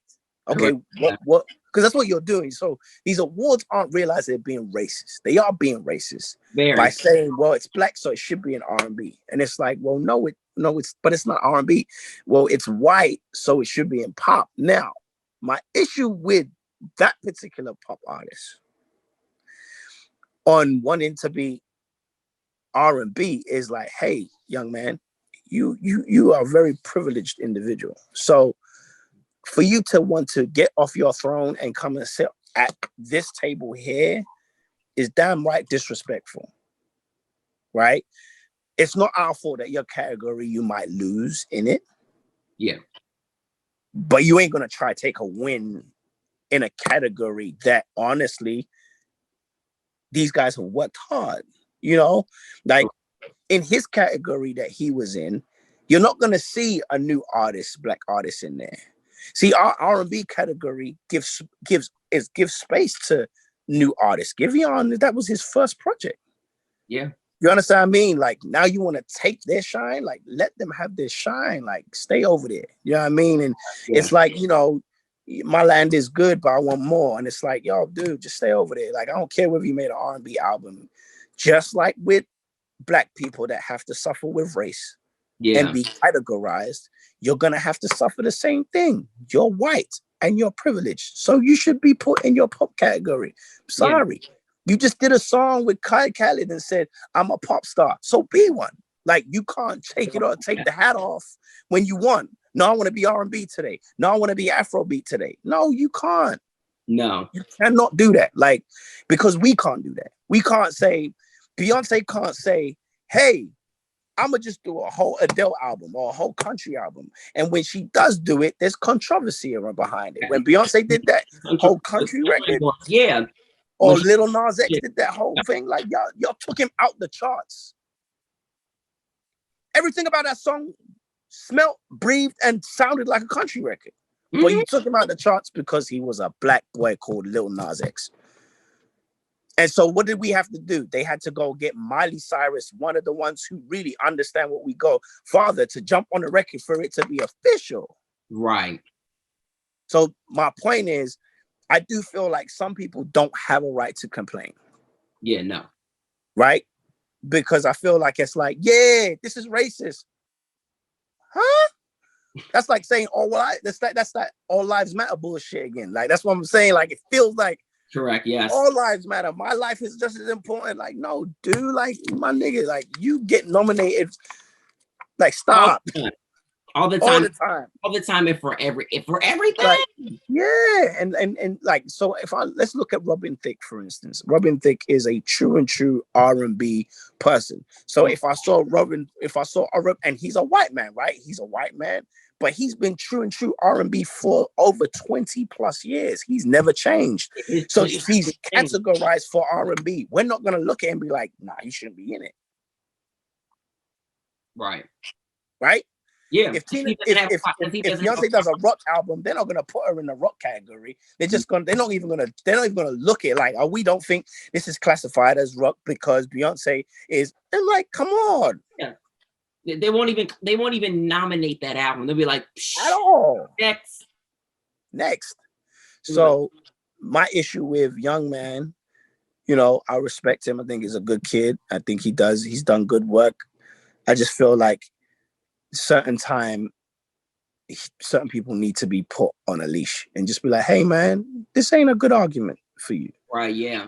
You know what I mean? I think do I think the Grammys is in a bit of a tumultuous, in a hard place? Yeah, because they're trying to hold it, they're trying to hold value, they're trying to hold its, prestigeness.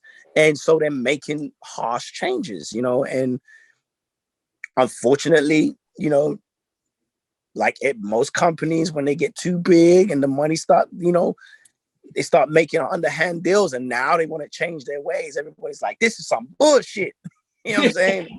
Right. But I do feel they need to evolve because Afrobeat wasn't necessarily in the category. I was looking like, okay, how is Afrobeat for someone like Rotimi, who isn't an international artist. Right. But could be, he has no place to go.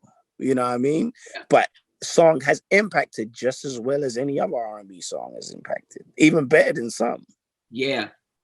And you've had a big record that has impacted like the world, the way with Ariana Grande, and you've done that record with 7. Speaking of amazing, we still didn't get a Grammy nomination for that. And still didn't get a Grammy nomination for that, which is weird. But can you just walk us through the process of like creating that record with 7, like where the production came in first, where the because that record is crazy. Still. Well, once again, like it was not. I didn't do it. I did it for the exact reason R&B is where it is today, right? And I'm not the only one. I'm an ambassador for it. Like, I'm not the be all and end all. But if there's anybody that can say Harmony has been consistent in his R&B fight, everybody could say Harmony has been consistent, especially for females. Yeah. So in 2010, I moved to LA. In 2011, I did Chris Brown Fame album, and then my life changed after that because Chris made a huge announcement and told the whole world that this kid called Harmony from the UK, he's the one. And so and I will always forever be indebted to Chris for that, because that was he did that out of his own necessary, like, his heart. He didn't do it because I asked him to, or it was one of the most beautifulest things I've seen a human being do, is why I fight for him all the time. But R&B was still in a funny state. We in the 11 and 12, it was very dance music. It was very David Guetta. It was very Max Martin. It was heavy fall to the floor. And it was like, I was going insane because it was like, once again, it's these racial barriers, like where you have these meetings. And so I found myself changing and trying to fit into that mode. And, you know, I was making that music. And then one day I was like, I can't do this shit. This is bullshit. It's not what I came out for. Like change needed to be with made in. So, you know, but then on the flip side of that dance music, this on the pop side, hip hop was crazy. I mean, we had French Montana, we had Drake, Big Sean, Nicki Minaj. It was heavy with them. Like, it was just Lil Wayne was going crazy, Kanye West. So it was just hip hop and dance music, and nothing in the middle. And I was just like, what happened to R&B? And I remember just being like, where's the R&B in this world? Like, I came to experience that. I came to experience Brown Sugar, Love and Basketball, The Best Man. I want to experience what I want to experience. Boomerang, Tony Braxton, Beyonce, you know, 702. I want to experience that. You know what I mean? Silk, Jodeci.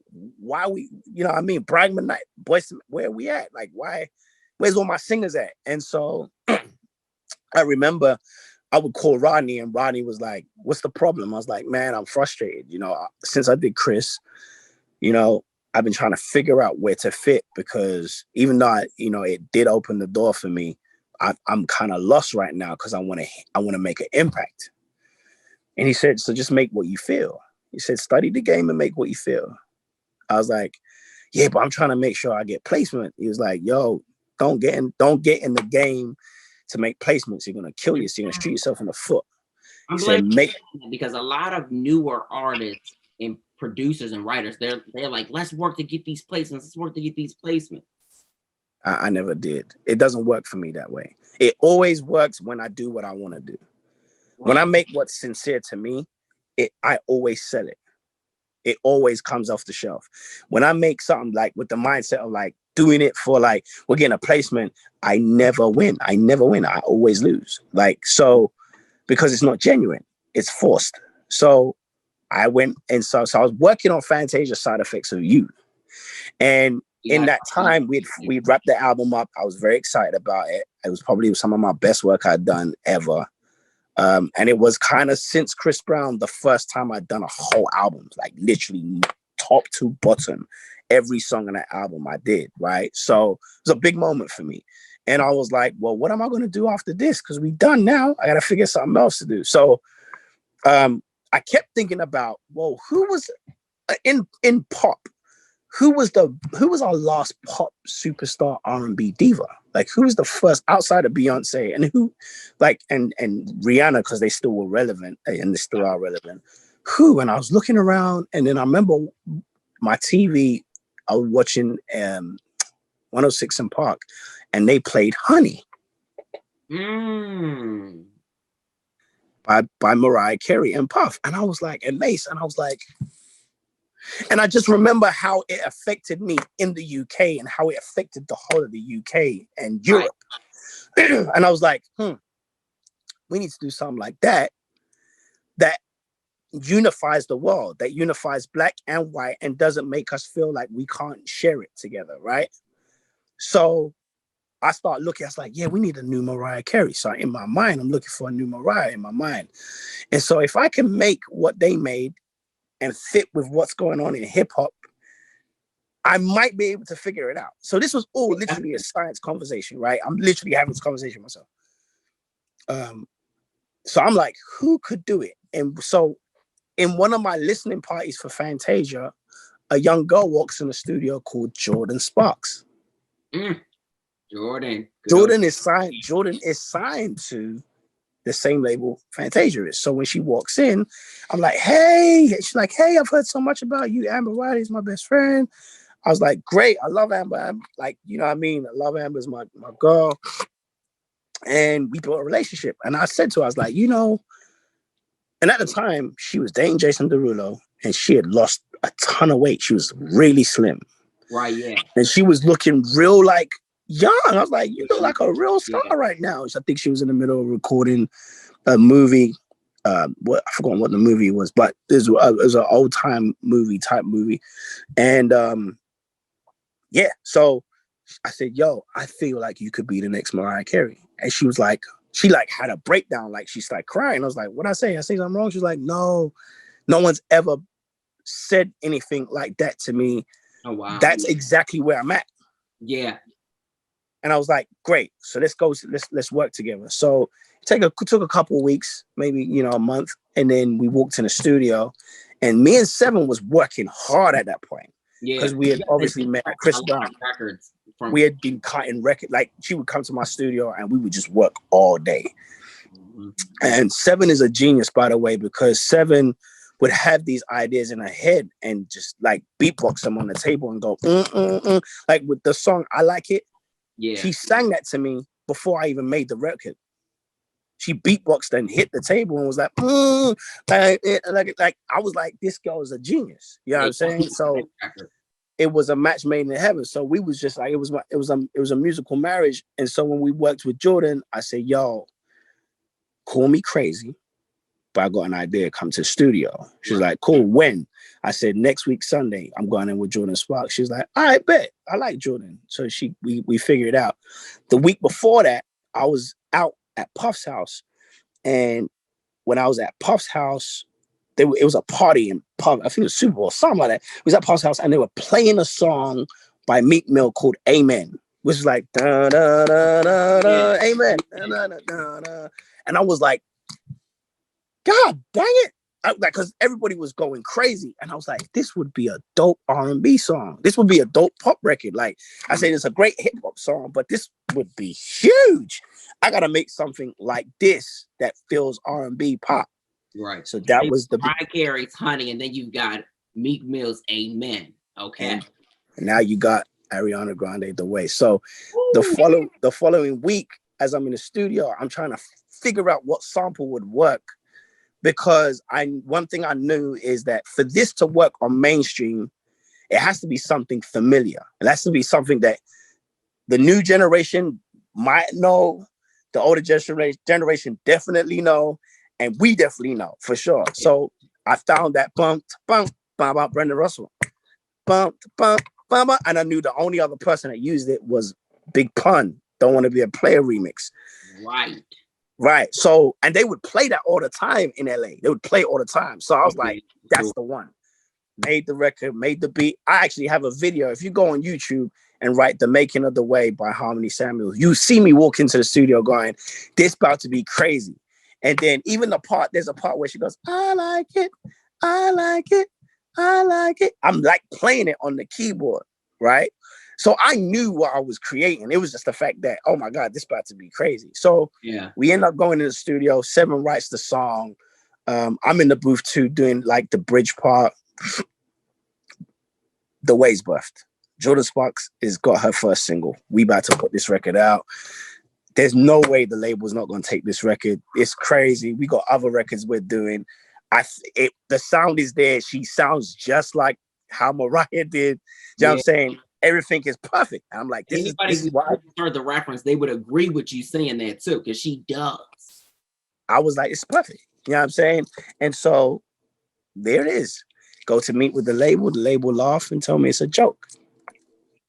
I was like, wait, what?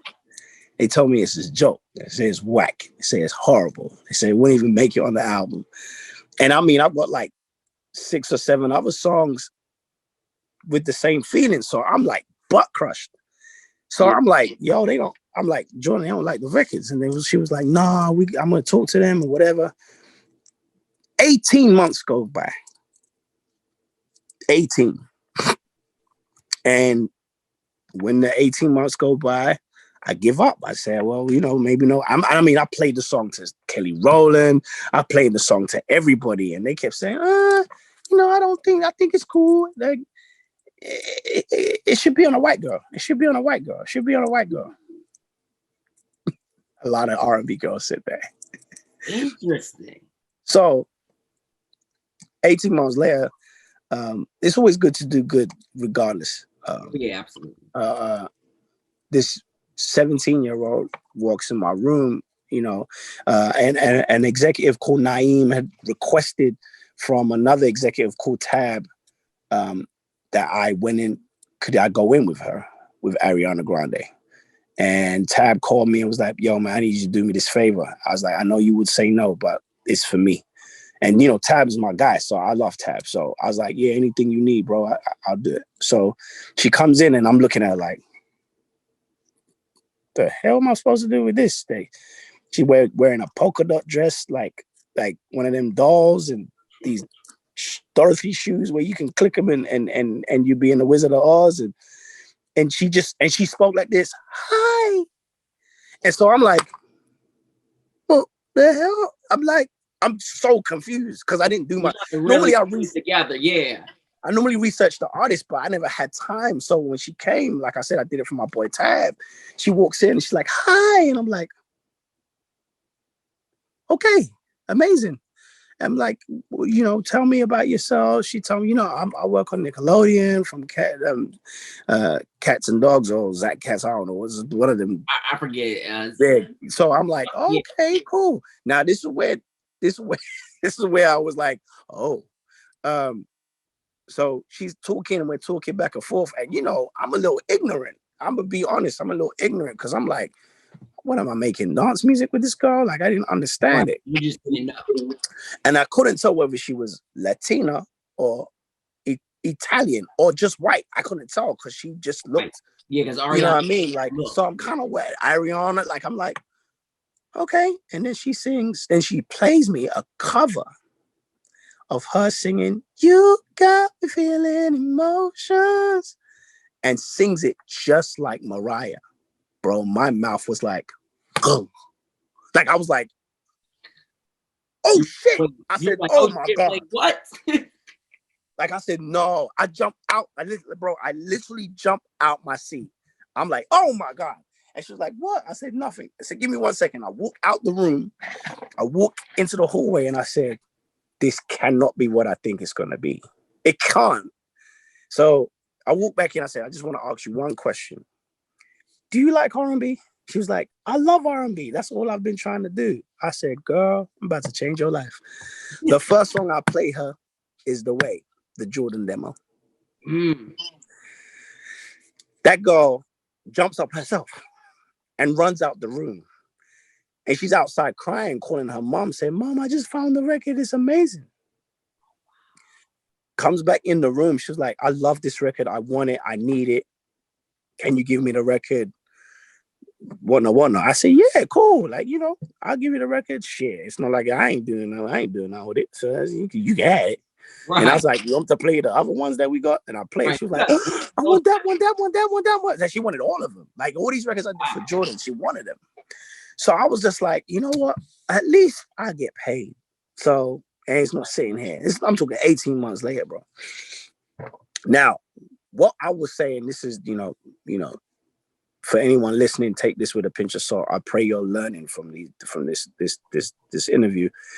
Is that Jordan had an opportunity and so did Ariana Grande, right? I tell people every day, opportunity is like a moving vehicle. If you miss it, it's gonna move on to somebody else, right? So when Jordan, at the time, I was like, yo, leak the record, just leak it. I kept telling her, leak it. Do something. Go shoot a video. Do something. Like, do something that's going to force their hand. And, you know, she respectfully, you know, she wanted to honor her label because, you know, they'd been good to her. So I said, all right. So 18 months goes by. Ariana Grande takes the record home. She's like, can I cut this at home? Yeah, you can. She goes home. She cuts the record. She comes back with the record like a week later. And guess who she's got on it? She's like, guess what? I put Mac Miller on it. Huh? You put who? Mac who? Wait, how you get Mac Miller on the record? I'm thinking the label. I'm calling the label like, y'all put Mac Miller on it? It's like, you could have told me. They were like, we didn't put Mac Miller on it. She put Mac Miller on it because her and Mac Miller were friends. Yeah, they were friends at the time. Yeah. And, you know, I think they were dating at the time. Oh, starting to date. And I was like, oh, shit. So I realized, like, this girl weren't playing. So I go, let me follow you on Instagram. And I'm like, she's like, how? Okay. I said, how many followers you got? Me asking a dumb question. She's like, how many followers do I have? I said, 10,000. I was like 10. I think I was like 10 or 20,000 at the time. I said, how many you got? She said, 3 million. I said, I said, what? It's 2012, bro. 3 million? I don't know you? Oh my God. This is a problem. Wait, what am I doing? What am I doing? So I really dialed in and we started cutting other records. I think we had done Right There and we had done Almost Is Never Enough. And then we had done, crazy.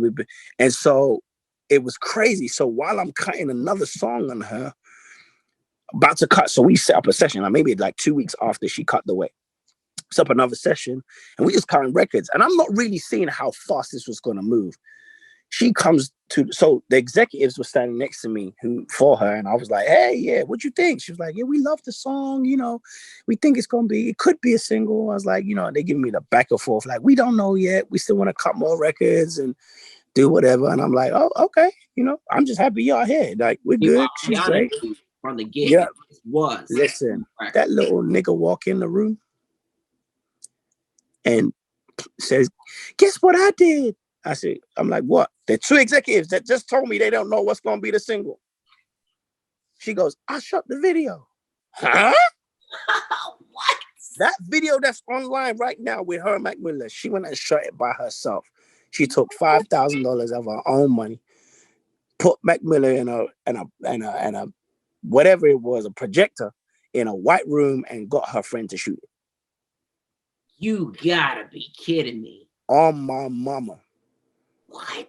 And so I'm standing like, I'm not gonna lie, because that's why that's amazing.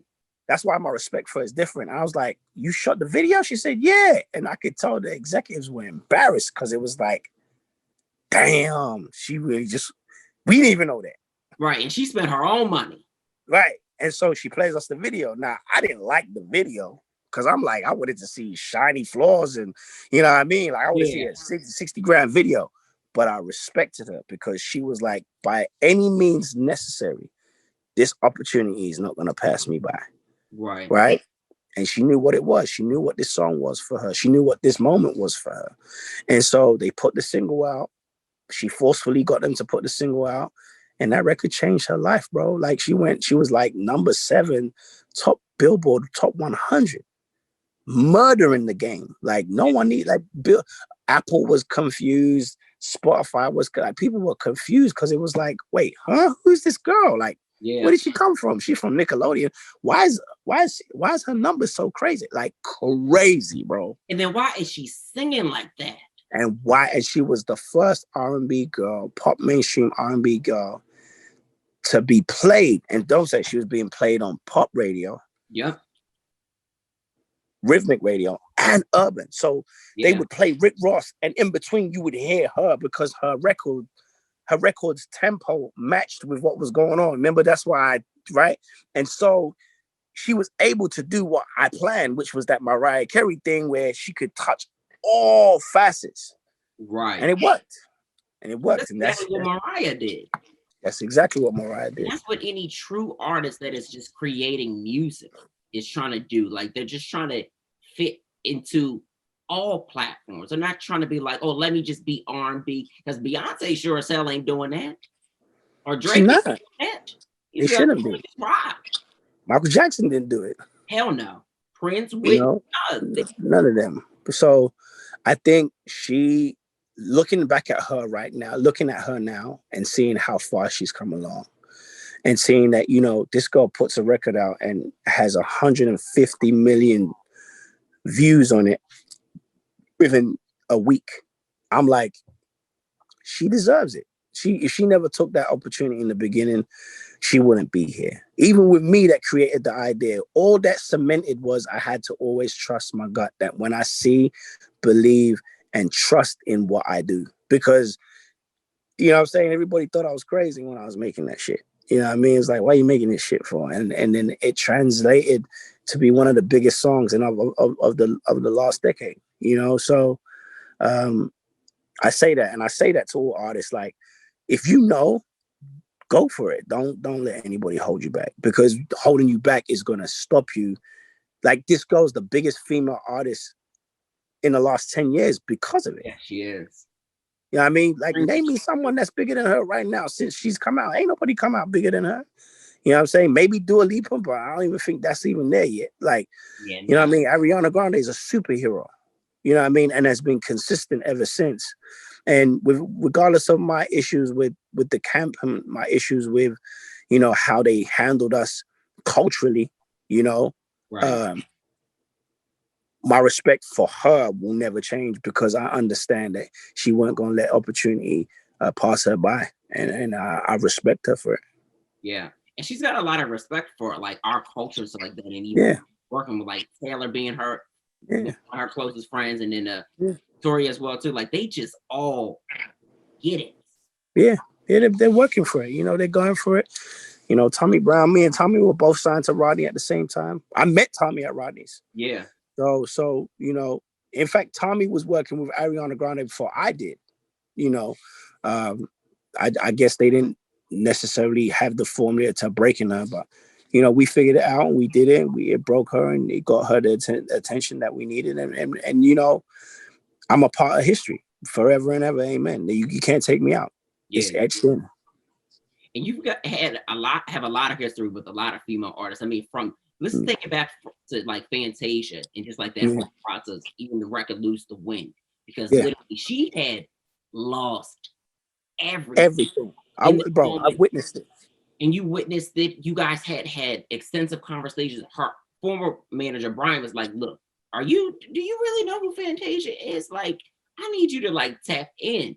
I was oblivious with the Fantasia experience because, and I guess that's why it worked because, you know, you meet someone, especially because I was international, so I wasn't really into the blogs. I wasn't really into like, you know, reading gossip on people. So I never knew that side of her. So Brian was just, when they came, I was so friendly and I was just like, what do you want? Is there anything we need? I was just excited to be, I was green. Yeah. I just built my studio. You know, it was the first project that I felt like I could really be involved in. And, you know, I connected with her voice. You know, I wanted, and, you know, I like to challenge because, you know, everybody's like, oh, Fantasia, she screamed and everything. She did it. And so, you know, for me, it was exciting because it was like, I get to really do something for my culture, right?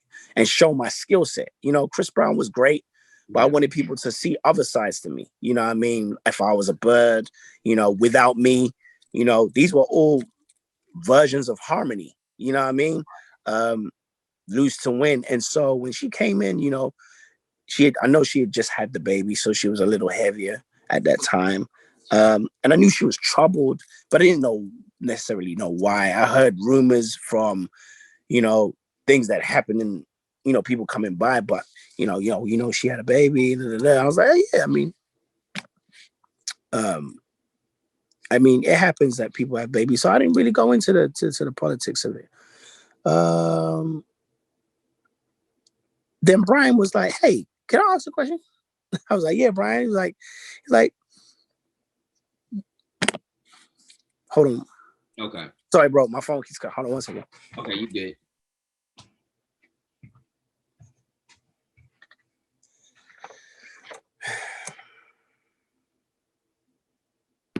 The moment when you gotta grab the other one, say, "What y'all want?" So I said, yeah, no, I said, yeah, you know, I know a little bit about Fantasia. He said, what do you know? I said, American Idol, When I See You, I love the album. She could sing, like, you know, I know she had issues with her family. I watched the show. He was like, right. You don't know nothing about Fantasia, huh? I was like, he said, go do your research. So I go online and I see like, oh, there was a little bit more trauma. There's a little bit more brokenness and brokenheartedness there. And I was like, okay, I got to switch up my flow. You know what I mean? Because now it's not about me. Now it's about her. Yeah. Now it's not about me showing my skill set. Now I got to get her story out. And so we connected and we bonded as brother and sister and, you know, literally in the studio. And I remember, I think a week in, we had done a song. What she came to do, we had come to do a song in particular, which was the first song on the album. And then when we cut it, I said, "Can I ask a question?" She's like, "What?" She's like, "Are you okay?" And then she started talking, and she was talking more, and she was talking more. And I was okay, and I was like, I'm gonna listen today. You know what I mean? And then she started crying, and then she started talking, and then she started crying, and then it was like a wail. And then I was like, "Oh, we are in the middle of a spiritual warfare right now." Right. And I remember praying with her at first. And then I was like, I can't do this by myself. Let me hit Pastor Ture Roberts from one church that was my pastor at the time. And I hit him. I was like, I need you right now. He's like, you good? I was like, it's 911. So I'm on my way. And when he walked in, she was in the middle of the studio floor. Like, God could happen anywhere. Yeah. And she was in the middle of the studio floor, and she was crying, bro. And she was waiting because she was just hurt. You know what I mean? And she'd been through so much. And she just, what she is today that we see her to be is what she wanted to always be. You know what I mean? And we prayed. We prayed for her 5 minutes, 10 minutes, 15 minutes, 30 minutes, 40 minutes, 45 minutes, an hour. And right after that, her life changed. Like she was ready to do an album. You know what I mean? And we did everything from Lighthouse, If I Was a Bird. That girl's a character, by the way. Like everything. Jesus, my Lord. I've interviewed her before, and she's just so sweet, and she's hilarious. She's a character. She's very professional. I've never seen an artist go in a booth, passionately sing, and then just come out smiling. Like she would sing a song that was so like Side Effects of You. I remember when I hear that song, I was like, is she crying? Like I thought she was crying, and she walks in like smiling right after. And I was like, how do you do that? Like, how do you sing so like right painfully and then come out smiling? She was like, man, yeah, pain is in me. You know what I mean? Like I don't have to go too far to tap into it. I was like, whoo, girl. And it was one of the best albums I've ever experienced, not because it did so well, not because I produced it all, but to see the outcome of her going from 200 plus pounds, suicidal, rumors, gossip, billboards talking trash, everybody, pulling you down. I remember one article said her career was over, right? And then to come out at the end of the album and trash everybody, in great shape, healthy mindset, and great album, Grammy nominated, gold, gone gold, and fixed, healed, or on the way to healing. I couldn't ask for a better gift. You know what I'm saying? Like, no matter how much money I made from it, it would never trump to see the healing. And now to see her almost 8 years later, remarried and just like being a positive spirit to the rest of the world consistently. You know what I'm saying? Job done. Yeah. And I really like the fact that that's how you connect with women and with any artist, even with like the one artist in particular, Cass, that is out of Brooklyn, New York and stuff like that. Like you got with him and made him like recraft his whole sound and be like, look, you're dope, but you can be better. Come to LA for some time and let's really work. Yeah. And that's my Kaz, Ryan Brown, whoever I can get my hands on. You know what I'm saying? I'm working with Avery Wilson right now. And a lot of people are like, you sure? Like Avery? I'm like, hell yeah, you sure that nigga can sing? What? Yeah. And man, if you hear the records, a lot of people like, my new artist Go-Go and, Oh, I've been knowing Go-Go since Philly. So that's my girl. We signed her. She signed to our label. So her, you know what I mean? And I give people, I believe, my artist major, like with Why I Love You, like that, everybody said it was never going to work. He was never going to work, and I just believe once you find the diamond inside the person and you spend a little time to chisel off all that, charcoal, and that diamond starts to shine, it's gonna make an impact. And that's the prefaces to why I make music. You know, outside of building bridges and bringing cultures together and trying to keep us unified, I really want to open doors for kids who, like, I know what it feels like to be told no. I got told no most of my life. Now, I mean, I got one yes from Rodney, but 25 no's, 25 years of no's. Right. You know what I'm saying? Like, that to where you were able to really open up these doors for yourself while also being a servant and still listening and doing what you were needed to do in that call.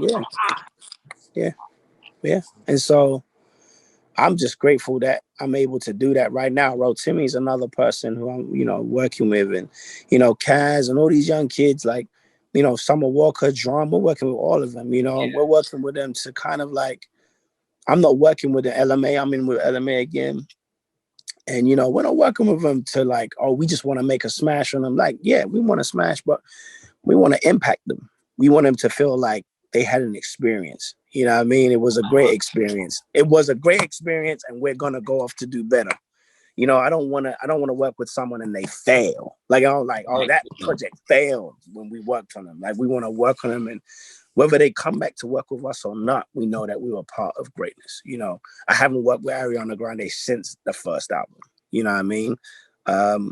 And in some sense, I was offended because it was like, hey, man, like, we done gave you our juice.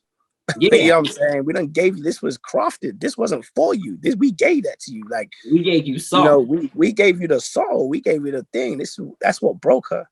But I understood, you know, that was my immature days. And, you know, I understood that business is business, you know, and you just have to move on and rebuild and keep building, you know, keep building young other artists, look for other artists to invest time in. You know, we got another girl called BB coming out. We got Avery coming out. We got Gogo coming out. We got so many different new acts coming out. You know, Givion's coming. Like, Lucky Day. All these guys are like special. Are you in the studio with them too?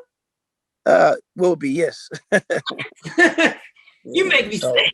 But boy, I'm like literally proud of you, because these are like artists that truly get what it takes to be a real household name, and to work with somebody who understands that, who wants to bring out the roughness that's in that diamond, because that's what you do.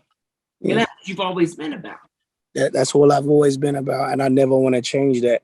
You know, people might not necessarily like, you know, Harmony he ain't trendy, or he ain't, you know, I'm not the hottest producer with the hottest clout chasing song at that moment. But when you hear me, you're gonna know it's me, and you're gonna know it's gonna be life-changing. And so, you know, that's what we want to do. You know, we're still working with Janet on her album, which I'm excited about. You know, the Queen. It's so crazy, because when the Queen texts you your phone and says, "Hey, how are you?" and you're like, "Wait, what? Did Janet Jackson just take my phone, bro?" It's gotta be the most undescribable world feeling that nobody can even put into words, because it's like, that's a Jackson. That is like a Jackson, one of the greatest that has walked on this earth. So blessed by God that it's not even funny. No.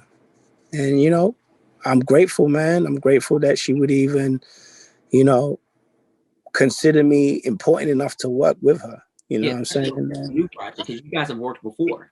Yeah, we worked on the last single she put out called Made for Now with Daddy Yankee. And that was, you know, Keisha Cole. Working with Keisha has been an amazing experience. Like, I just love working with, and the reason someone said, why do I like that record with Keisha? You? Yeah, I've done a few. Like, Enough for No Love was one of my favorites. Why'd you have to snap on that? Like, why?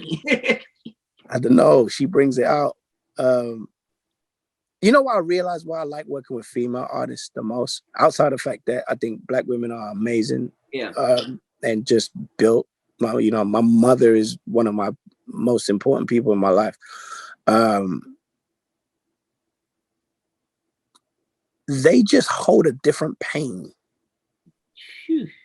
Say that again. I don't know whether it's because they give birth, or whenever you hear a woman sing passionately, it just hit like it changes the world, bro. Like Whitney Houston sang, "And I Will Always Love You," and the whole world stood still. You know what I mean? Like when Beyonce has shifted culture multiple times.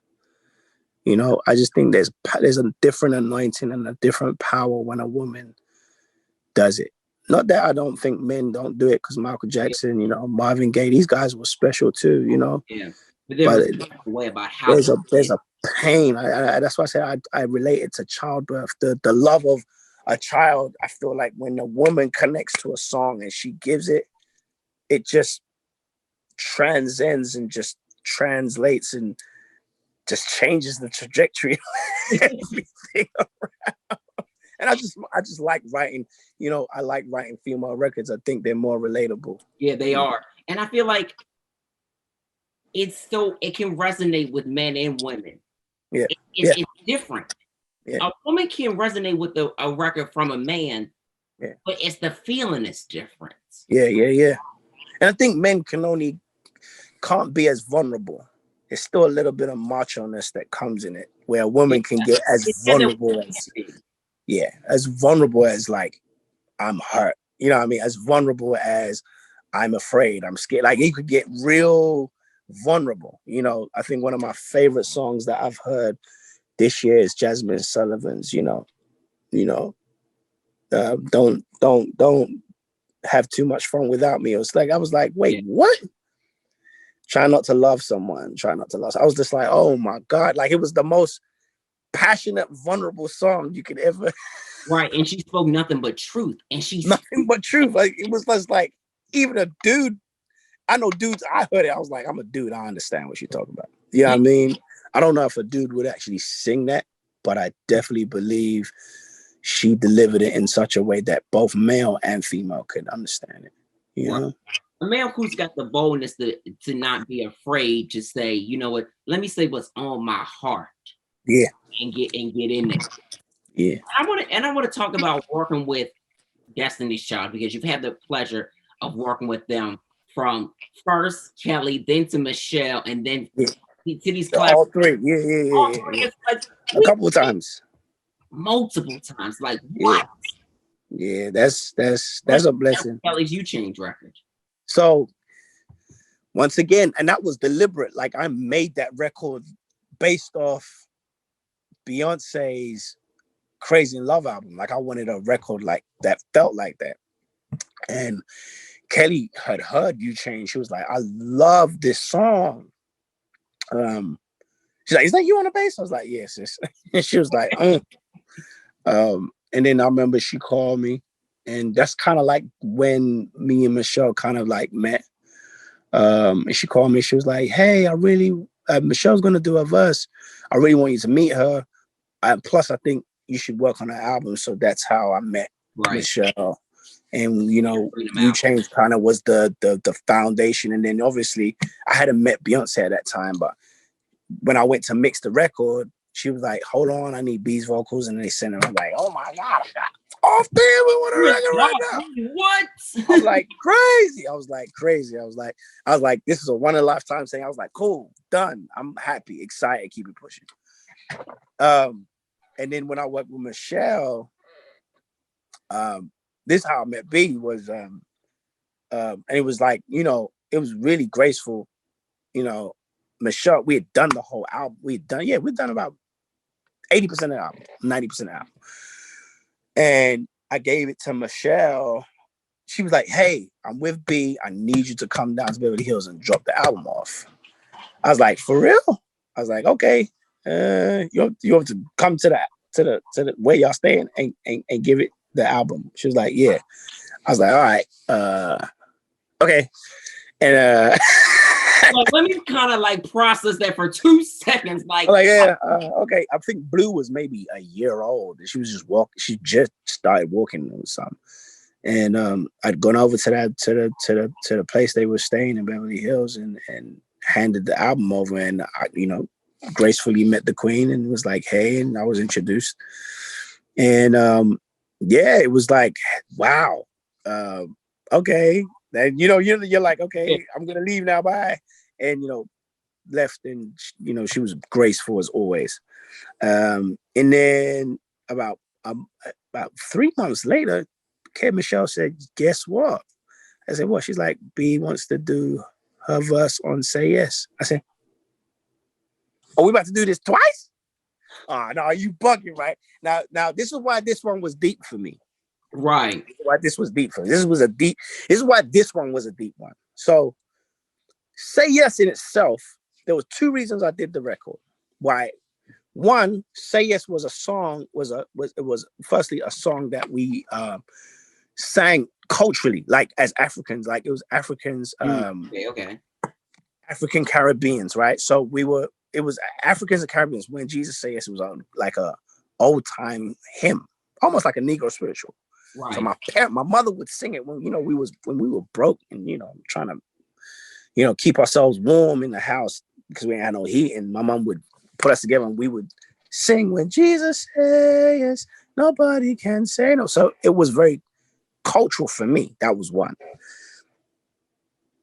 2, it was also a gospel song. So as well as it being cultural, right, it was also a message about Jesus. So I'm like, are you about to tell me that I'm about to do a double? I'm about to hit 2 out the park with Destiny's Child? You're crazy.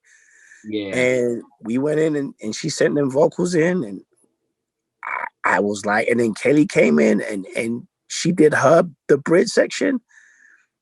I sat in amazement for about a week. I'm sitting in amazement right now just hearing the story, because I would have been like, what? I said, Michelle, and she was like, you good? I was like, I'm in shock that this about to happen. I said, this was a song we would sing like as kids. And the only reason why Michelle even heard the song was I was joking around for some weird reason. That's why I said you can't, when you're in the music space, you have to be creative, you have to know the business, but you also have to allow room for God to work, right? Because if you don't allow room for God to work, then you're gonna get stuck, right? So then you start doing it by your own, or you're forcing it. So she was she went to Nigeria like twice in the time that, mind you, I don't know why, but she's like, ever since I've been around you, I'm like going to Nigeria more than I've ever been. And I'm like, okay. She was like, what are you going for this time? She said, I got to sing the national anthem. I said, oh, okay. When you finish singing the national anthem, sing this. When Jesus says, and so I sing her the song and then make everybody reply. They'll reply, when Jesus says, nobody can say no. She literally bugged out. She said, what song is that? I said, it's an old hymn. She was like, Harmony, you got to make me that record. I was like, are you serious? Like, please, please, please, please. You got to make me that record. I need that record. I was like, and so my brain's like, oh, that's genius. This might actually be crazy. Especially after seeing the reaction to what that was, and knowing on a deeper spiritual level what that means. And once again, connecting the bridge, right? Song came out 2013 or 14, right? Yeah. Connecting the bridge, right? And so we got now Destiny's Child, one of the biggest female groups ever in history, professing when Jesus says nobody can say no on an Afro beat. Like, you couldn't get more cultural than that. Like, you couldn't build a bigger bridge than that. You know what I mean? And it's funny because 7 years later, during the pandemic, Cardi B kept singing that song every 5 seconds to the point where I was like, do we got to do another version? Because this woman had posted this song like 8 times and then turned it into her own theme song. Times. Crazy. You got to get for Cardi. That's why maybe I should do a version for Cardi. Yeah. It just made me realize, like, the power in the messaging. And like I said, what I do it for, that's what I do it for, right? That's what we do it for. We don't do it because we're trying to just be millionaires and successful and have, money in the bank. Cool, that's cool. But We do it to cause change, affect change. You know what I'm saying? That someone like Cardi B could use it and change someone's life in that section. I ain't got nothing to do with her going on that live and saying when Jesus said yes, but someone else did, and maybe go look for the song and maybe have a moment or an experience figuring out who Jesus is and actually figure out who God is and have a relationship with God just from that seed planted. You know what I'm saying? Right. And let's just talk about how important it is for anybody to just keep a relationship with God, especially during these times, because we've been going through some crazy madness, whether it's been pandemic, police brutality. I mean, just crazy. Life has been a little shit show. I mean, you can't make this up. This was never seen to be seen. But At we're all. Crazy. The craziest time ever. And I think the only way you can stay strong in this is especially as musicians is to dive into your art. You know what I mean? Dive into it and find your trueness in it. Find your realness in it. I tell people this: that crisis breeds opportunity, which means an old way is passing, and behold, we have an opportunity to become new. This is our chance to do something new. This is our chance to not be, because the world is going to change. Like, it's never going to be the same. September 11th, when that happened, flying changed. The experience of flying changed. You can't go to the gate no more with your family. You can't do none of those things. Your flying experience has changed, right? So whenever there's a critical situation or things that happen in that time, whenever there's a very, very crazy thing that happens in the world, that means something old is about to go and something new is about to happen.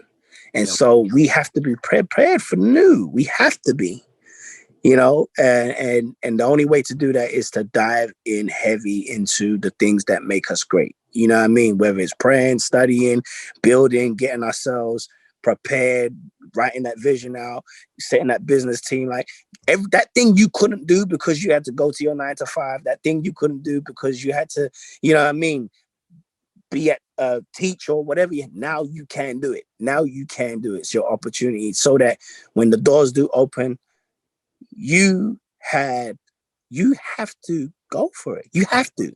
Yeah, you do. You know what I'm saying? I'm gonna say this. I don't want to see you on this screen no more. I want to see you on a big screen. I want to put my TV on and be like, you know what I'm saying? Like, this is our opportunity to shift, because the world is actually on level playing field. We are on level playing field right now. Yeah. So let's take it. You know what I mean? Superstars aren't superstars no more. You know what I mean? Superheroes aren't superheroes no more. It's an open playing field for someone to take the space and make it their own. Now that's true. Woo! You spoke a word. You can't be preaching like that too, huh? Gotta get it. Gotta give it. Gotta give it. I'm always receiving, so I'm trying to make sure I give it to somebody. I need someone's life changed. Definitely. And it's a good thing that you've been changing lives. And I gotta say, we definitely appreciate you changing our life, coming on this show and expressing, just who you are as not only as a creative and artist, but who you are as a man and what you've been able to do with your platform. Yeah, thank you, bro. I appreciate you too for having me on there, man. And I look forward to doing great things with you in the future, bro.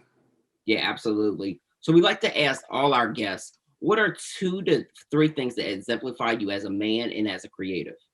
Ooh, exemplify. I don't know. That's interesting. Faith. Like, I love to jump off buildings, bro. Like, I'm a builder. I love to jump. I love to take a leap of faith. Faith is one of those things. My consistency and discipline. Like, I have to stay focused at all times, even if the world is falling apart around me. And 3, trust in myself over everybody else. So if everybody's going right, I'm gonna go left. If everybody's going left, I'm gonna go right. Never be a follower, always be a leader. But no, Harmony, I think that's amazing that those are the things that exemplify you, because a lot of people have to have those type of strengths to make the person that they are. And I just definitely again want to say thank you so much for this conversation, because every time we connect and stuff like that, it's like we vibe, and Like we just vibe off the strength, and it's just like good energy. We Taurus. We Taurus. Yeah. We the same zodiac sign, so we already know what the vibes are. We already know what the vibe is. You already know. Yeah.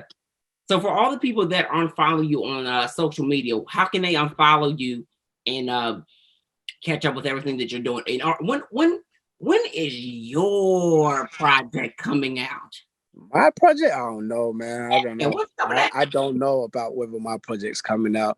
I gotta pray on that one and just be like, God, am I allowed to do a project? Is it for me to do so?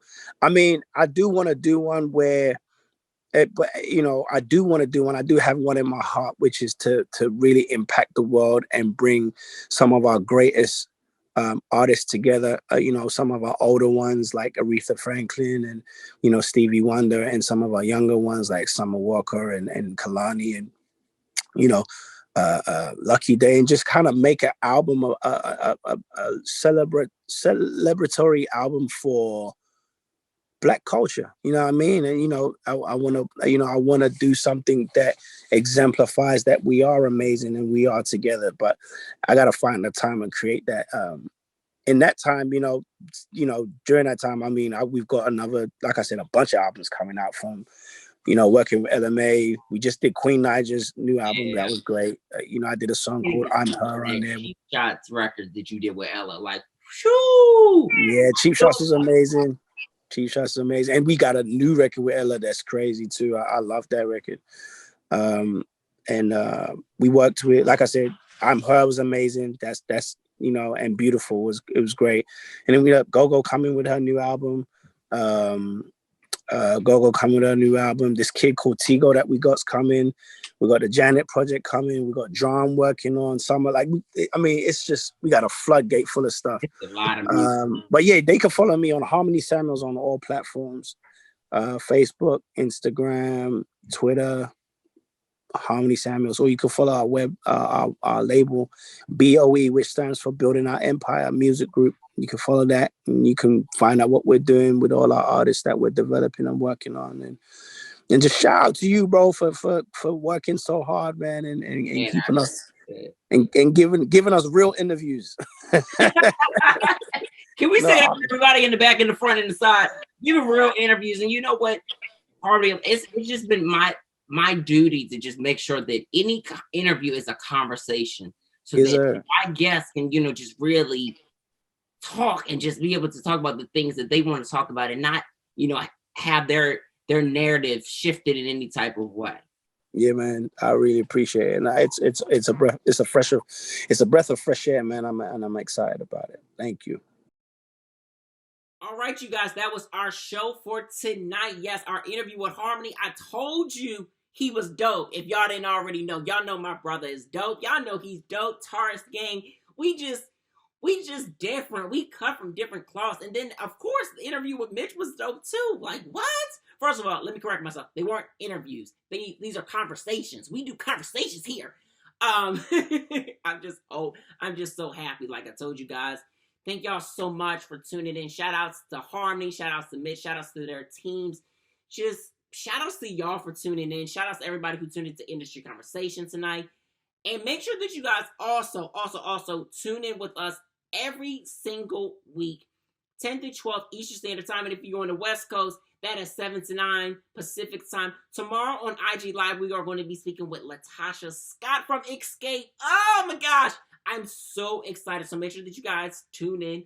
It is at David Duane on Instagram Live. We are going to be doing it big. And then next week, Samantha Mumba and Latoya Bond is going to be on the show. Oh my gosh, y'all know Samantha Mumba. Baby, come on over tonight. We can make it all right. Oh, what's that, vocals? Okay, let me stop. I'm just excited. It's just taking me back to my 2000s, y'all. Y'all know I'm born in the 90s, so 2000s was just like my fix. My true fix. But thank you guys so much. It has been an amazing show. I hope you guys stay safe. Continue to just do the right things. Wash your hands. Use protection. All things safe sex and paychecks. And I'll catch you guys next week